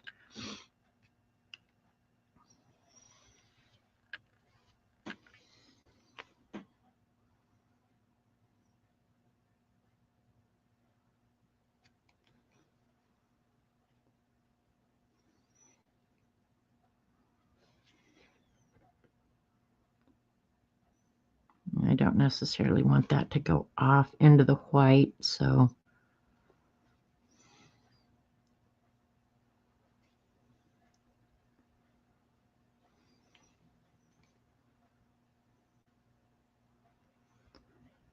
Kate commonly uses a brush like that in some of her areas.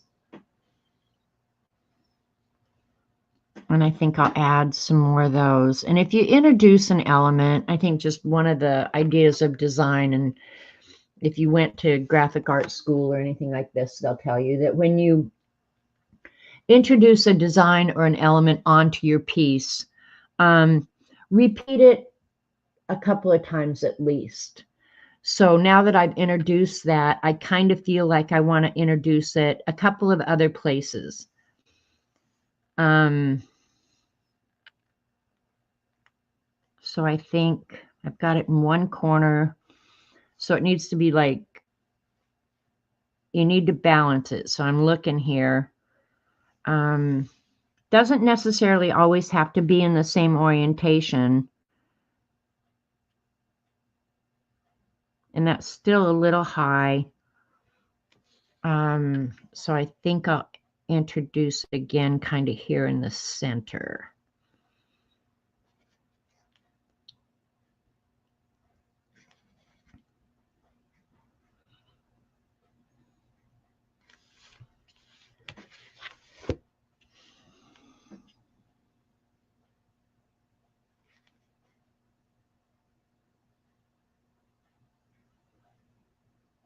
Oh,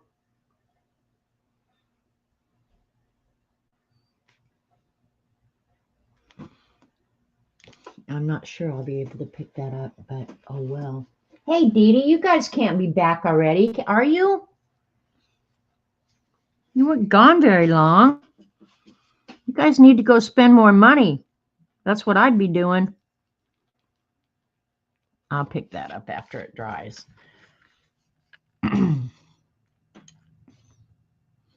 Okay, and is there any other place?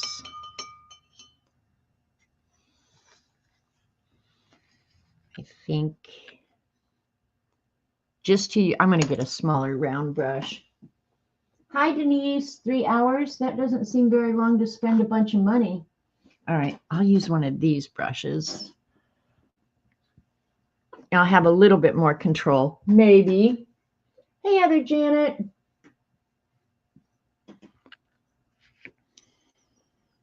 Now I'm just using a like a detail brush almost. And I got to be careful because I've got wet paint, and I'm famous for putting my hand right in the wet paint.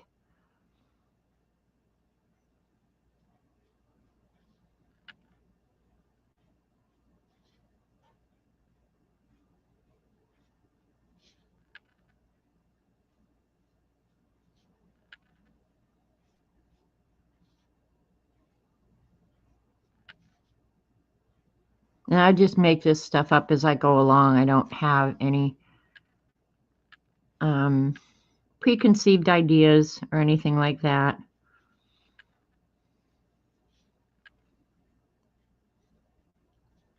And if I was really interested in doing it, I probably could go back in with this detail brush and fix up the edges of the boxes. I'm not going to do that.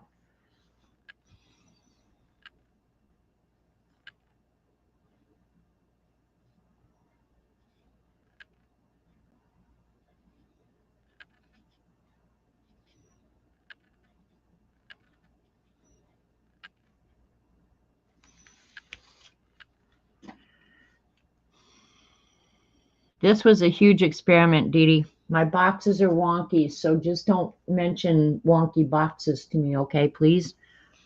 I would appreciate that.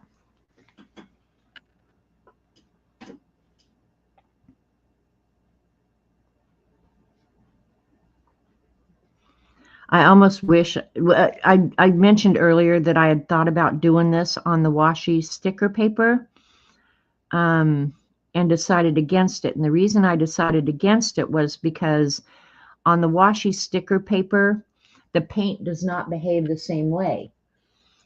So I couldn't have gotten the awesome blooms and stuff like that if I'd done it on the washi paper. But I might have liked it a lot better if I could turn it into just washi tape to use in the Beast or something. All right, and I'm going to repeat that again. Believe it or not, that was in the red. The red paint has kind of separated. I think I will. Well, that's too close to that. Okay, we'll do it here at the bottom in the blue.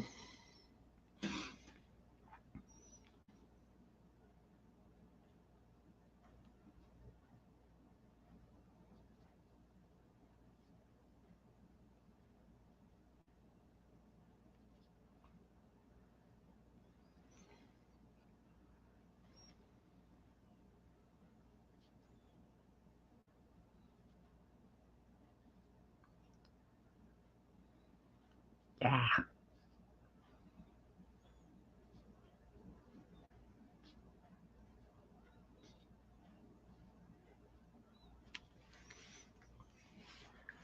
All right. I can always go back. I could, Starla, I could go back and make a copy on this.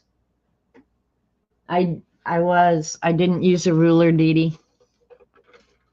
It was not very comfortable for me. But yeah, Starla, I could go ahead now and print it onto washi. And I might do it just for funds, you know? Actually, I should probably get a piece out and do it. While you guys are here, and then cut it into washi just to see.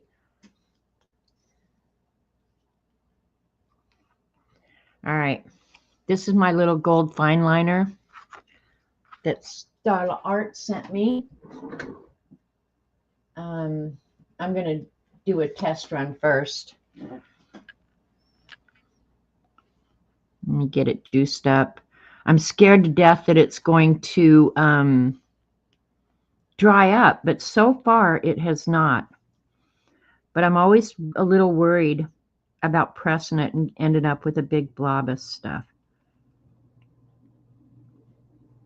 Look at how fine a line of gold you can get with this. Can you guys see that? Is that not awesome? All right. Let's see, what do we want? And the lid comes with a little needle that goes down in there that probably keeps it from drying up. So let's see, what kind of design do I want to do with this? I was thinking on, let's see, in one of the dark ones. This one's still a little damp, probably. Well, maybe not. Okay, we're going to do it on this big one here. All right. Holding my breath, holding my breath.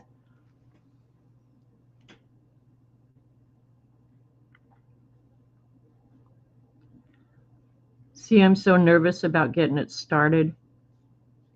Come on, ink, flow down in there. Come on, come on. All right, here it comes, I think.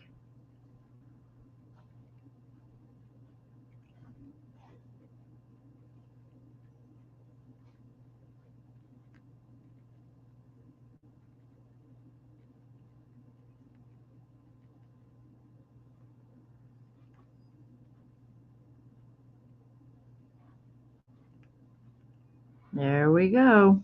That is awesome.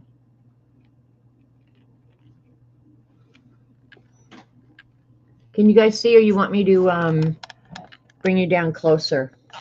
Hang on just a second, okay?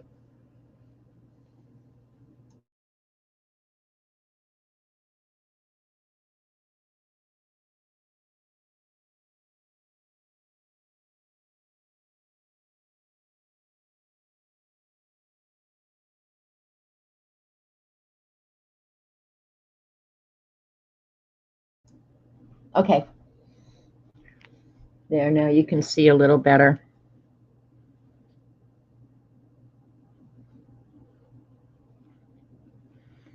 And I'm applying a little bit of pressure, probably more than I should be right now. And all I'm doing is outlining the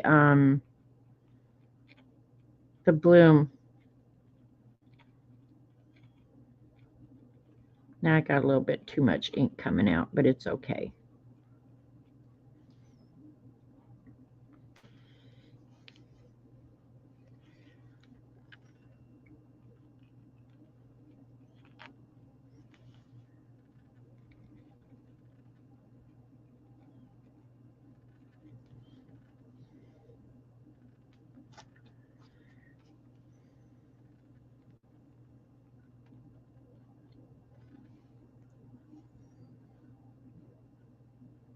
And look at these perfect little gold dots.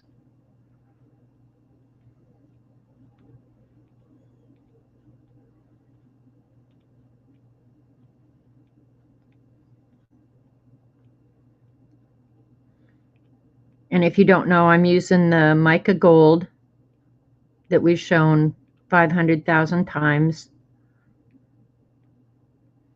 And the nice thing about this mica gold is it does dry so quick that it'll only take a second for these dots to dry. Of course, I've got a little bit more ink on them, but it's awesome.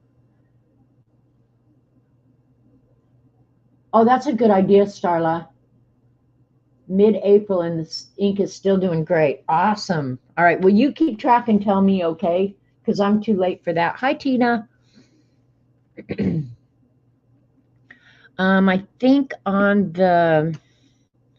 this one, I'm going to do the same thing, same sort of thing where I outline the water spots. Only because of the color, I'm going to choose black, and this is just a jet stream, but it's got a real fine nib. It says it's 038, but I swear to God, it's closer to a 3. So you can get real fine lines with this. And I'm just doing this because I want that to dry. I don't want to booger that up. I probably will, but I don't want to. All right, now I have to decide. I think I'll do the white.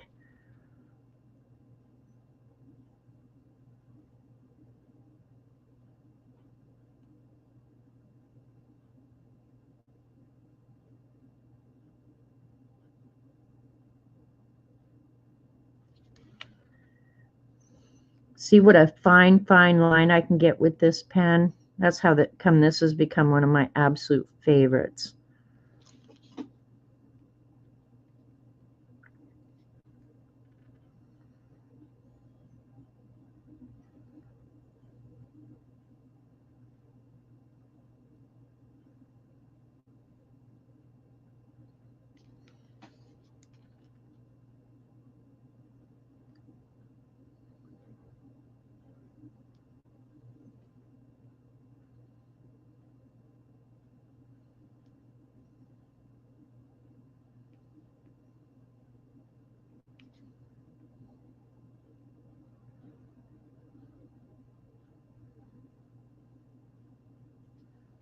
I'm going to have to make a copy of this, I think.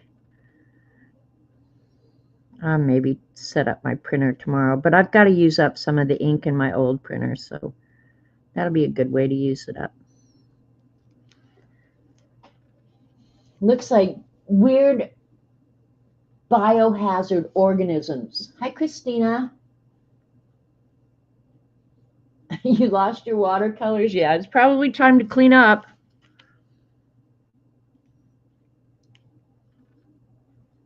Okay, and then I think I'll take, I think this one's juicy enough. Let me try on something else. Oops, sorry, didn't mean to hit you in the face. Not that I wouldn't again, given half an opportunity. Oh, nope, not going to want to work. Let's see if we can find, oh, this one maybe should, but it's going to make too big a dot, I think. Oh, now I want to get out my dot tools and some black ink rather than just use, yeah, see, these make too big of dots. All right, then quit being stupid. I have some black ink right here. I'll just get out the dot tools. I don't know why I'm resistant to doing that. I know what it is. I don't want to have to clean all this stuff up. I'm a lazy wench.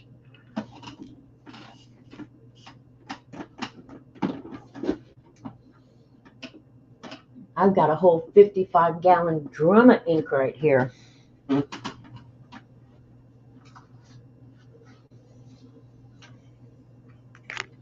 This is the ink I'm talking about. I got it at the Hobby Lobby blowout sale. And the thing I like about it is it gives you just a very little sheen of gold. Get the kit out. I know, I'm doing it. What squeeze paint bottles are you using? This one, the ink is sold separately. This is just a fine liner pen, and you can get them on Amazon. I didn't find this exact shape one, but yeah, you can get them. And the ink inside is the Kuretake mica gold ink. I show this just about every time I stream. It's the best gold ink ever, ever, ever. I slap and drag, but yeah, this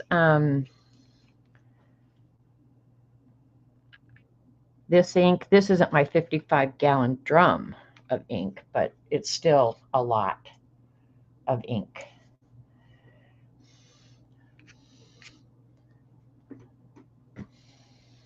And then the dot tools I just got along with, which reminds me, I'm going to ask you guys something. If you buy the nail art brushes off Amazon, it comes with these little dot tools, and it's for working on your nails. So they're all really small. Yeah, that'll be good enough. But I got an email from Amazon, and I haven't ordered anything since my printer. But I got an email from Amazon saying that they had delivered, and it was a set of nail art brushes and something else to my house, and it had been signed for Mr. Young. Well, there isn't a Mr. Young, and I don't Robert doesn't remember signing for anything. But that I had ordered it and it had been delivered. And I didn't order it, at least not recently, because it said it had happened just last Tuesday. And I thought, what the heck? This is so weird, because it was another thing that I had not ever ordered. No.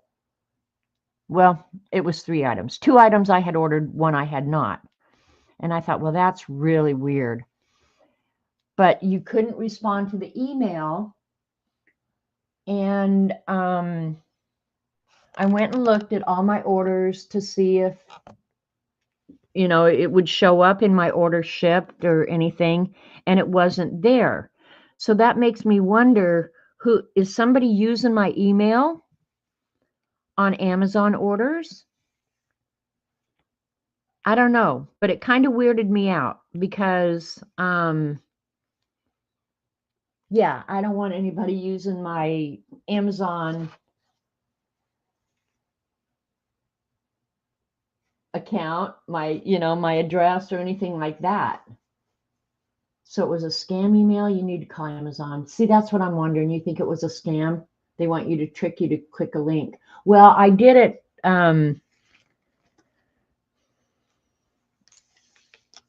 They had a, you know, I used the Yahoo reply button and it came back as undeliverable. I didn't click a link. I'm at least that smart that I did not click a link in the email.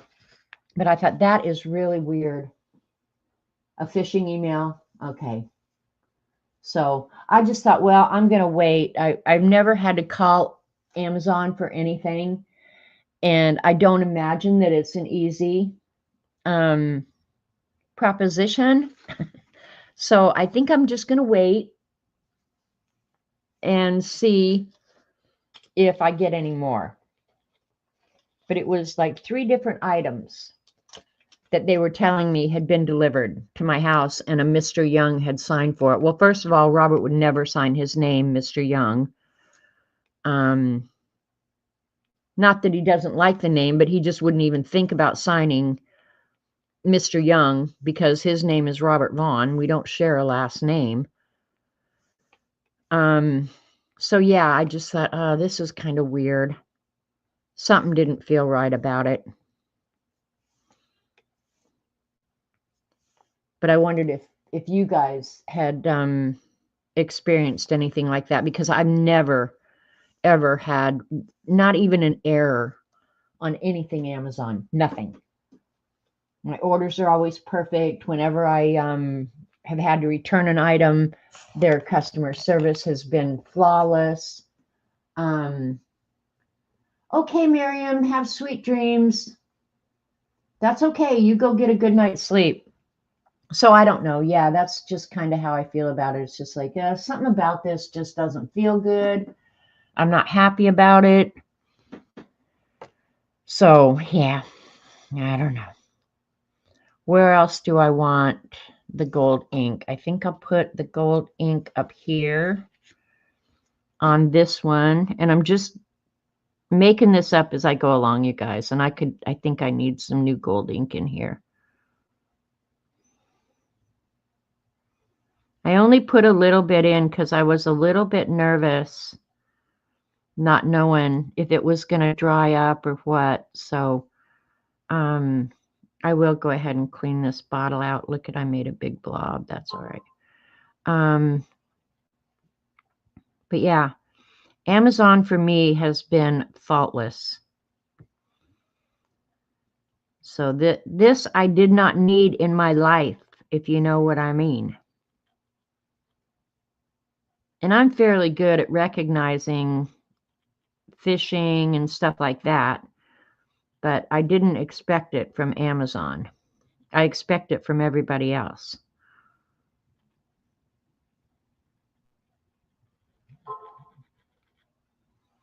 All right.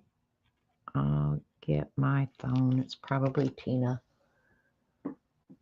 I have to undig my phone. You like it, Nana Mo? Thanks. It's kind of a cool thing. I think I'll like it as washi. What the hell? Hang on, my phone's coming on. All right, I'm going to use a little bit thicker nib. I'm trying to stay away from that black ink because that's going to take a while longer. I'm going to have to probably hit it with a heat gun.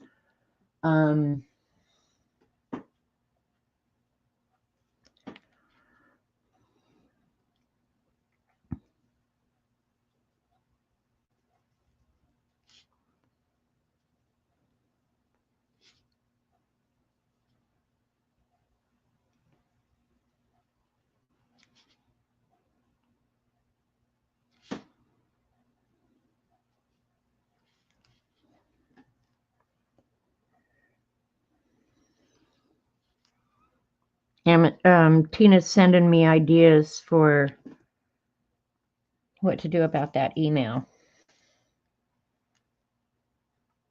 Oh, I deleted them, Tina. Okay. Thanks, Tina. Thanks for the information. I'll do that later. She's giving me ideas for what to do about my Amazon problems. It's not really a problem. I mean, as long as they're not charging me money, I don't care. I'm not sure what I want to do, how I want to finish that one. So let me go ahead. I want more gold on here for sure. God, I love that. I love that so much. Oh, no, we're going to do that one white. The white will look good against the red. The gold looks good against the blue. The gold will look good against the red too. Let's give it a try.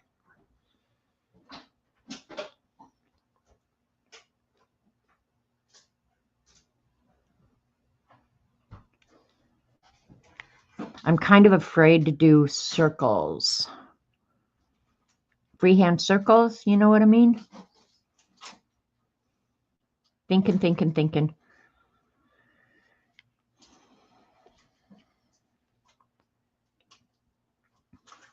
Okay, I don't want to do it. See, I want to do things, but then I got to remember that if the ink's wet, I'll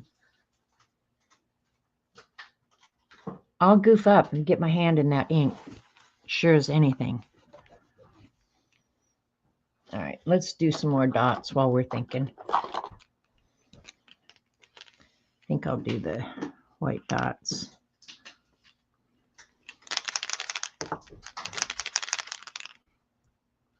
This pen has about seen its last days.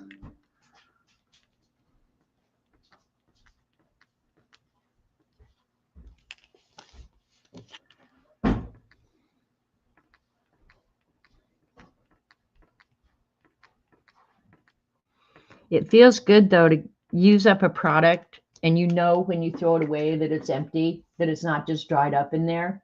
There's something so satisfying.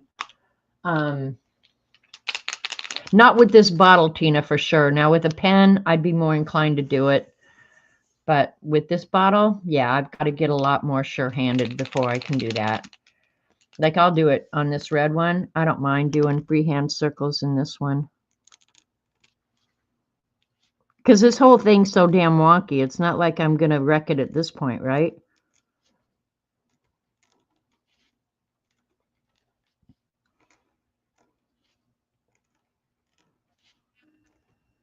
Yeah. See, like that? That didn't bother me. Yeah, I will. I'll practice, Starla. I think I was just so nervous about one, wasting the ink, and I shouldn't have to worry because I have an extra bottle now. So yeah, I'll do some practicing. And don't use an old napkin to clean your point off. Really makes a mess. Just saying. I think, excuse me, I think the other one makes bigger dots. So where is it?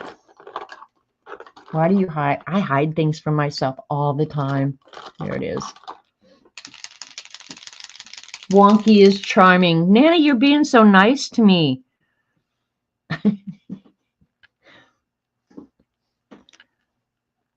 Let's try white.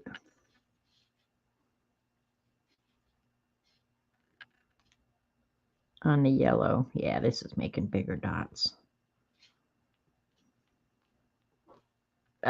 Makes big dots sometimes because I was pushing on it. That's all right. Got some wonky dots on there too now, Nana.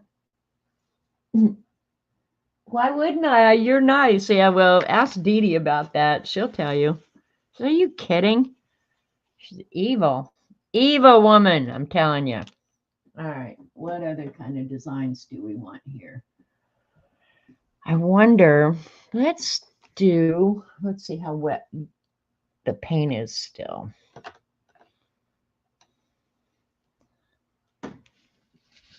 I don't have very much of any of these colors left. And despite what some people want me to do, I will not save it. I'll go wash that whole thing.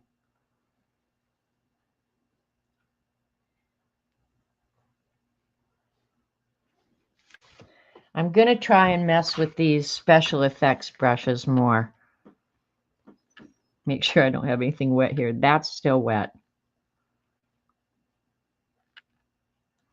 But I am going to try and play with them more.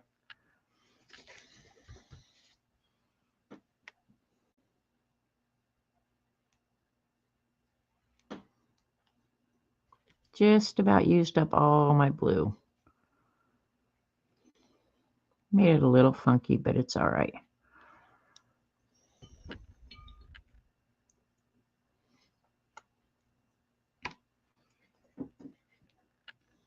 Need some more white circles somewhere. I've got some in the center. That white dot's going to take about 15 hours to dry, I'm pretty sure.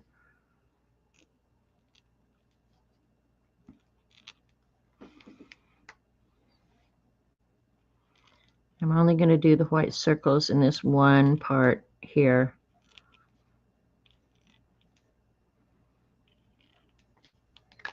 We'll see if we can get that white pen to cooperate and draw for just a few little minutes. I love these white pens when we first got them, but I have to say a couple of them have really pissed me off. Now it's going to work, so I can't say anything bad about it. Oh, I hate people who are like that. But yeah, at first they were just like, oh man, this is the greatest white pen. And then after a little while, it was like, oh, this is not such a great pen. But now it's working for me, so it's a great pen again.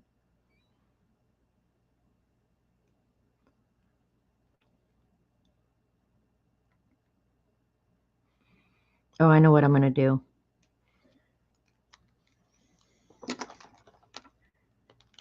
I'll do circles. I didn't finish that. On one side and dots on the other, like the middles fell out of them.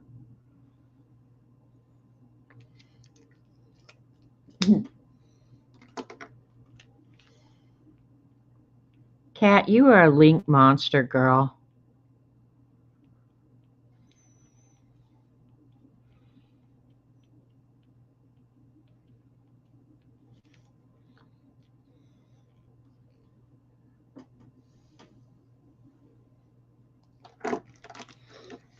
You always need new tools. You always need new something, you know? Why not? All right, we're going to do, I need to find one. What's a good one? Let's do this one since we got all the white stuff out. I'm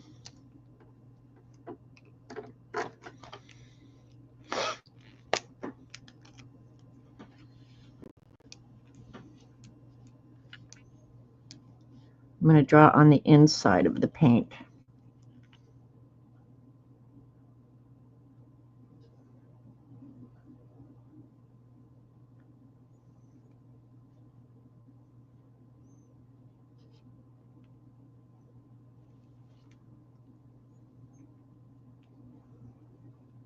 Those blooms are just so cool. I like them so much. Now my pen is going, meh. I was going to be nice for a while, but now I don't think I will be anymore.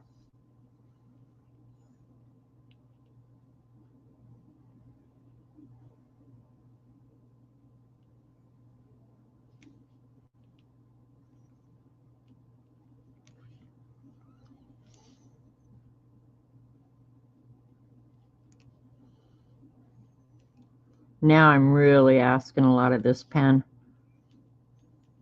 And if it skips, I'm just going to leave the skips.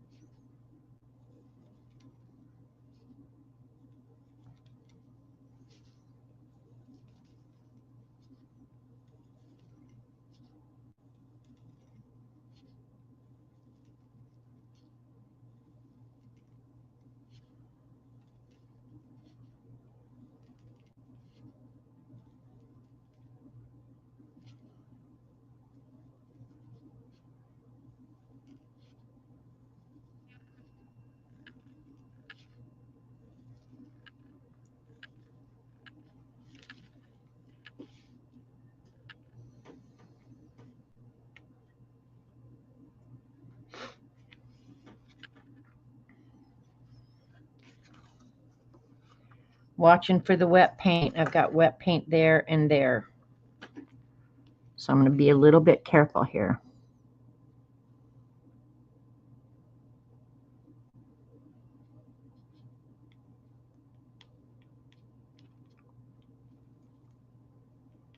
Didn't make the greatest dots in the world. That's okay. What am I going to do with all of them? All of what?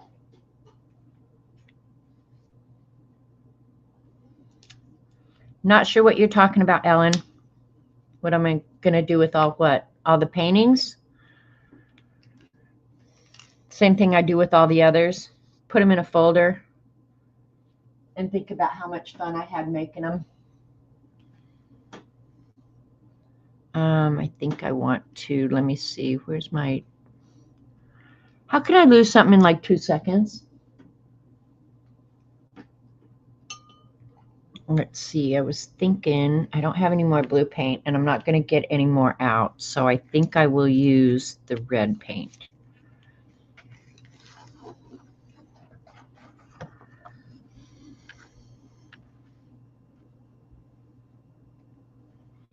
And go ahead and try not to get my hand in the wet paint.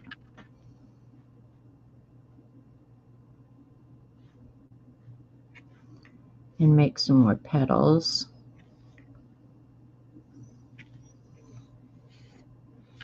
And I'll repeat that on this one here as well.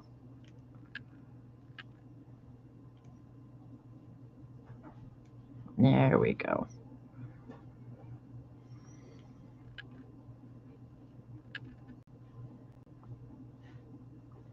All right, cool, cool, cool, cool, cool.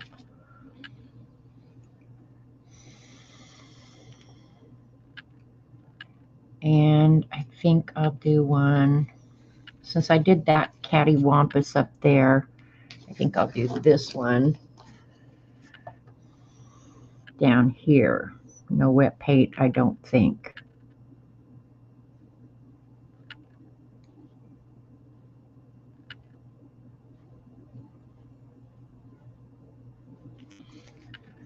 Hang on just a second, you guys.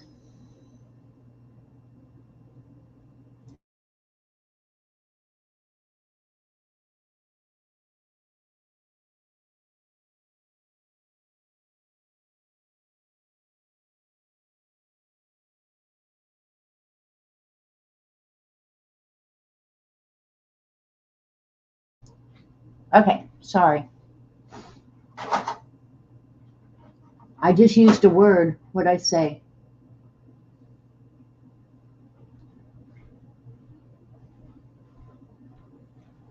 No, I don't have to make designs in all the squares, and I won't.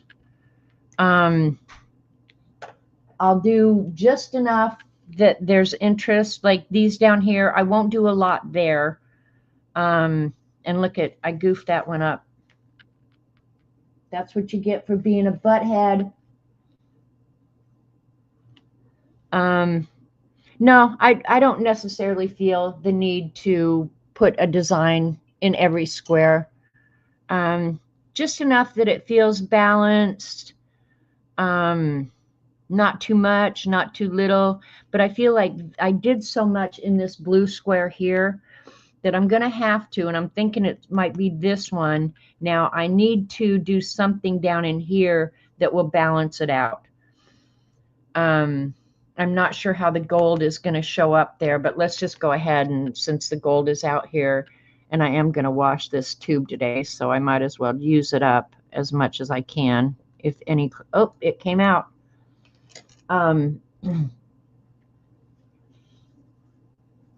Yeah, try and get some ink flowing down in here, keep my hand out of that wet paint.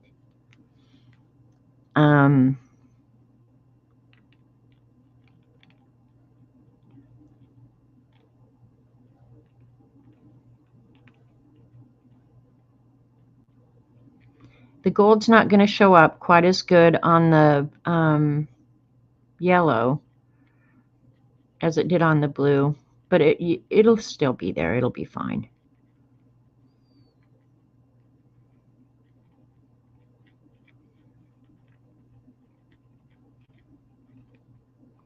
So that's kind of how I decide when, or if I just get tired and decide, okay, I'm done. Time to stop. Now I've really got a lot of ink flowing. I think I'm going to go off the edge down here like I did over there.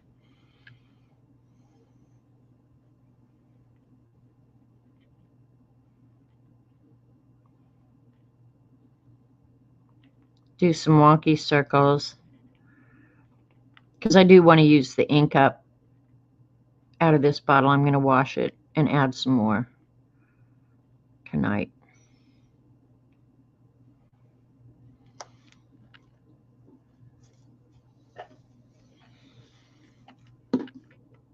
I love that bottle, Starla. Love it, love it, love it.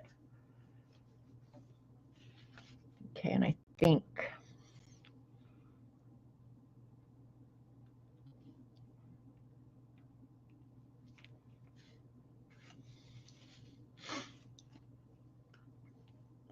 but you guys don't have to have this, you know, use a gold pen. You know, if you bought those gel pens, it comes with a gold pen. You can buy just gold glitter pens. So don't feel like you have to buy all the stuff.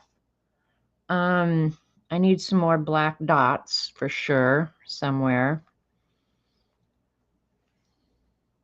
And you kind of just got to feel it out. Honestly, I can't tell you how I decide because it just kind of comes as it comes. But there's nothing wrong with a good polka dot. That's one thing for sure.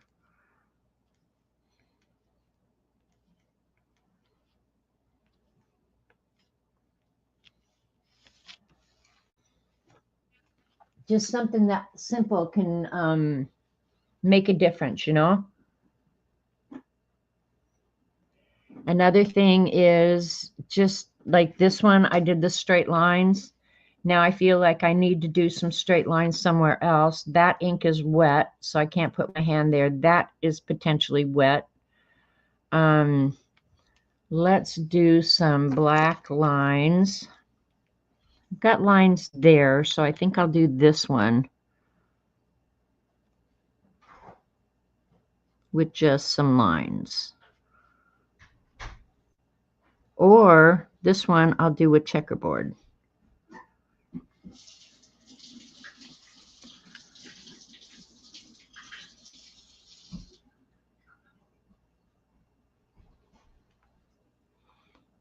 And sometimes when I do the checkerboard, see, like this one, I feel like it needs to be going off like right about there. I'll take see if I can beg some more black or dark blue paint out of there. And I could have colored it black, but I think I would rather use the blue paint. Just paint two of them.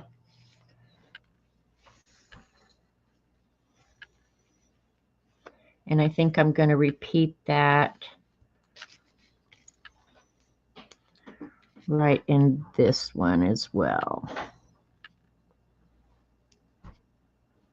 I try and, if I use an element, I try and use it at least twice. Usually my number is 3.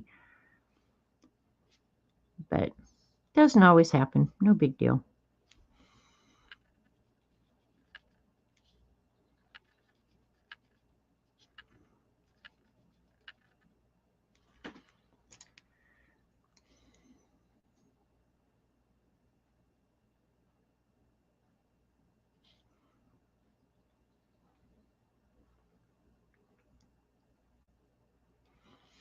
No rhyme or reason why I do what I do. Oh, Terry Brett already posted hers. Look at her being all crazy fast that way. Okay, and then I think I need to do some more white lines for sure. All right, here, we'll do something really different this time. Where's my other white? There it is. Because I also need to repeat the circles. Oh, but I have them right there. All right, we'll just do this.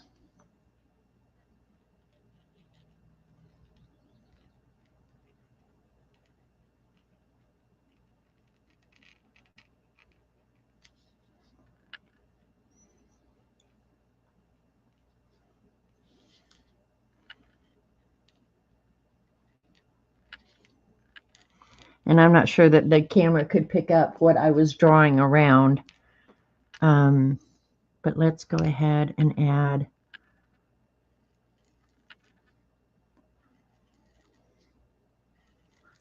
some lines in just one of these areas.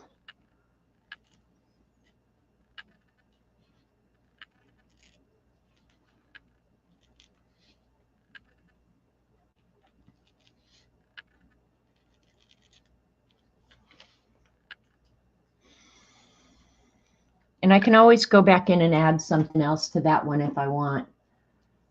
I can hardly wait to see yours, Terry, and see I did end up putting my hand or brushing that, but it's okay. I smeared a couple of them. Oh, well. Just try it. Can't hurt nothing. And, you know, the thing about any piece of art that you start, the thing is, you can always put it in the trash. Nobody ever needs to know about it. Believe me, plenty of my stuff, I just halfway through just go, this is so not working. Ends up in the trash and it's all good.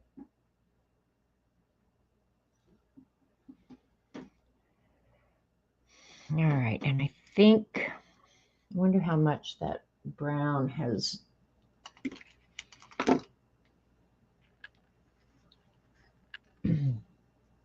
All right, still trying to use up some of this paint. This is the brown. Look at how icky it gets. Ugh. That's all right. I don't think I've got any wet paint over here where I want to put my hand. That's still wet. Let me hit it with the heat gun real quick.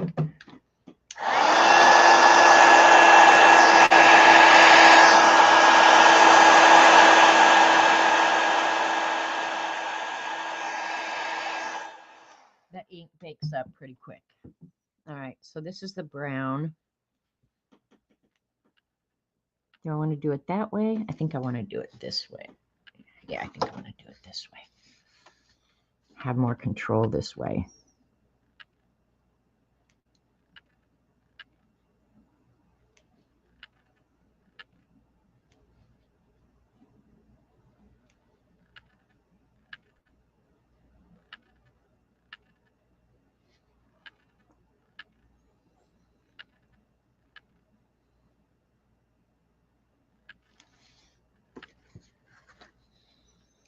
Do I want these anywhere else with the brown? I think I'm going to put 2 right in here.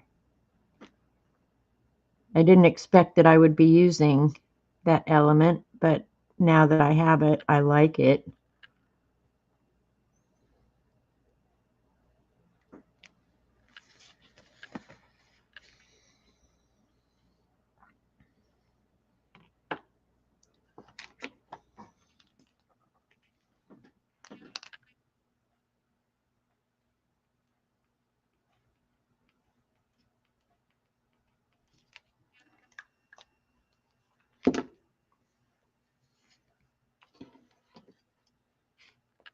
This is the point at which I've got so much stuff out here now that I can't find anything. You could print a couple of snark phrases in some of the bigger blocks. I could do that, CB. Does this feel like snark art? Doesn't feel like snark art to me. But the monkeys feel snarky. All right, where do I put the black dots? I've got some there, there. I think I'll put some up here. I like that red square though, so let's put them, yeah, let's put them in the red square. What the hell?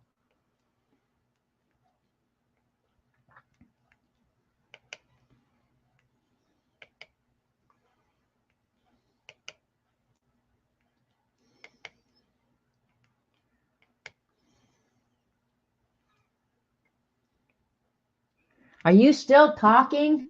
Snark does not discriminate. Now that is the truth, CB. I will agree with you there. That one's got black ones there, there. I've got some little ones there. I could add some little ones. These 4 squares here need something somewhere. So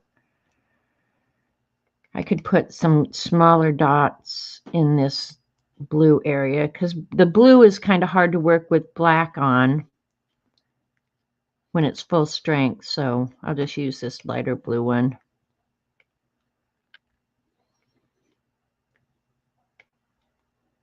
And I won't put anywhere the brown snuck in there because I do like that. And in fact, I almost did one of her exercises where she does, they're kind of like rocks, where she encourages the paint to mix together.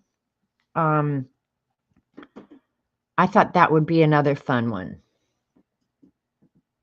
So, and then I'm feeling right now, we're getting really close to done, but I want something in that center one. So I have to decide now, do I want to use gold, white, or black? Or all three. There's no law that says I can't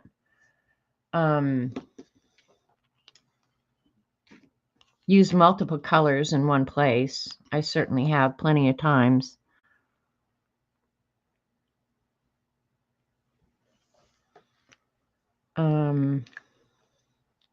And anything I might need to repeat, this is kind of where I get to the point where it's like, okay, you need to repeat that one more time.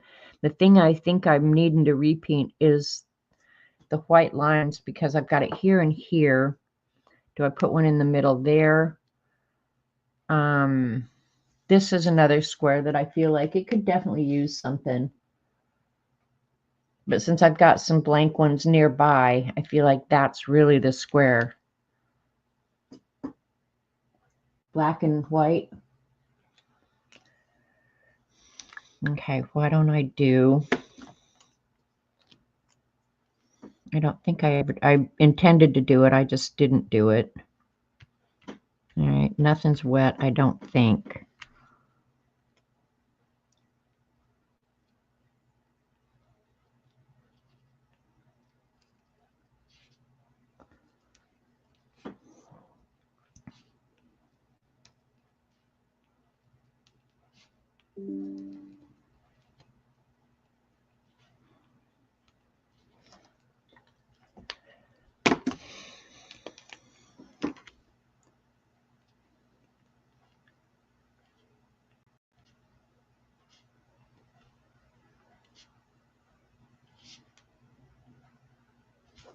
All right, we're going to add some gold in there too because we can. Get the gold flowing again. There we go.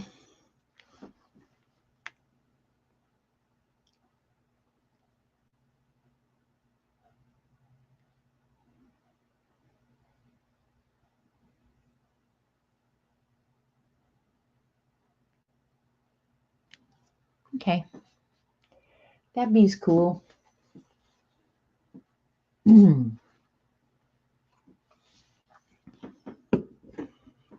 right, let's pull out to 1,000 degrees.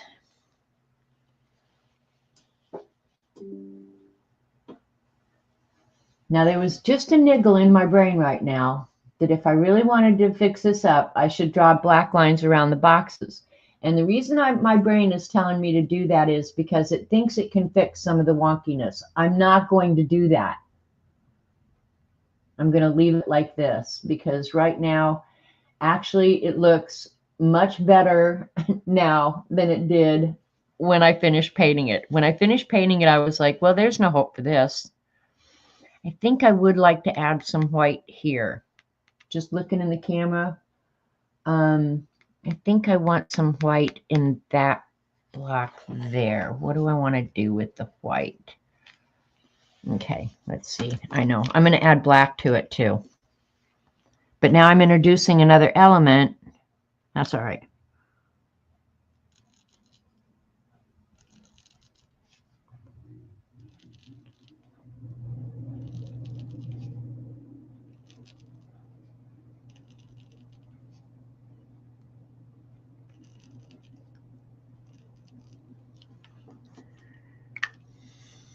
And I'll use that bigger dot. Well, yeah, I'll use the bigger one.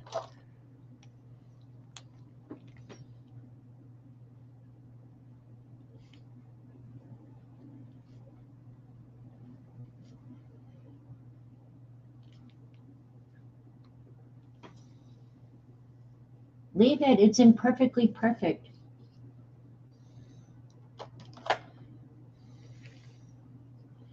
You could keep adding to this forever. I could, at the end of the day, if I wanted to, paint the whole white background black, make every one of these squares perfect, and it would still be okay. I do like that, though. Now I wish I'd repeated that somewhere else. But well, wait a minute. Okay, wait. No, I like those. 1, 2, 3, 1, 2, 3, 2, 3. Now I'm satisfying my brain. 3. Okay, I think it's, Linda, I think it's perfect. I think it's going to be what it is. Okay, here's what we'll do now.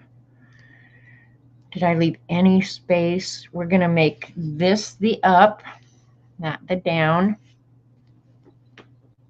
And this space right here.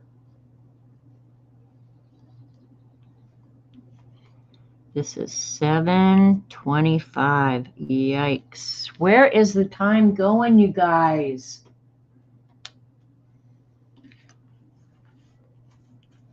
Another thing you could do that might be really cool at this point, this is square. I cut the paper intentionally 9 inches by 9 inches and then move the whole piece in 3/4 of an inch on either side.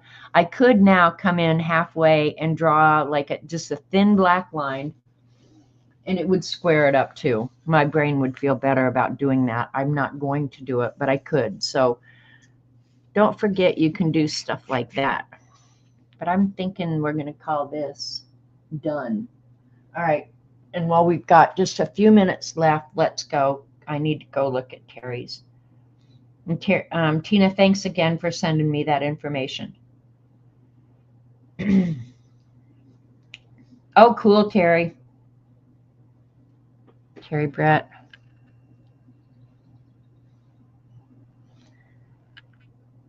Did your brain go crazy with wonky squares? This was fun. I will definitely do another one of these. I probably will do it while I'm sitting here alone. The thing I would do different, a couple of things. I think I would leave more white space between the squares. I will use a round brush rather than the big flat brush. I think that would, I think it was actually easier to control, even though my brain was telling me otherwise. I like your colors, Terry. Ooh, another one of your elements that I like, Terry. I always like the, let me draw it on here. One of the elements Terry used, and I love it. Every time I use it, I love it, is kind of like a jiggly line and then dots coming down from it. And the lines are different lengths. That is an awesome element. Works in gold, black, white. Thanks, Dorothy. Fun, Terry. I hope you had fun doing it. fun. I had fun. I liked, especially I liked the colors, which I based off the one that she had shown in her book. So um, it's definitely wonky, but that's okay. I think my camera is actually wonky right now. So yeah, when you get the camera straight, it's not quite as wonky. Let's straighten it with the bottom of the table. Yeah, that's not quite as wonky. A little wonky. So, all right, you guys, I've spent almost all my time. I don't know where to begin. A lot going on in this world. Please do. I don't know how many of you, especially international, have heard about the tragedy in Texas. Please pray for those families. I think that's part of the reason I had such a hard weekend when I heard about that, and that those kids got washed away. Really, if you would, for me, please pray for those families. I'm heartbroken about it. So yeah, go out. There's so much going on in the world. Try and be kind, or just don't go out. That's my solution to that. Be kind, or just don't go out. And it's so unbelievably heartbreaking. I can't believe it. So yeah, do your best. And honestly, don't pay too much attention to all that stuff. You've got a perfectly good, happy life right inside your four walls. Don't let the shit or crap from outdoors in. That's the best way to deal with it. So know that when you come here, you're very loved. And I appreciate that you're spending your valuable time with me. And at the very least, we will see you Wednesday at Dee Dee's. Hug Denise for me, Dee Dee. Okay, I'm out of here. See you guys. Love ya.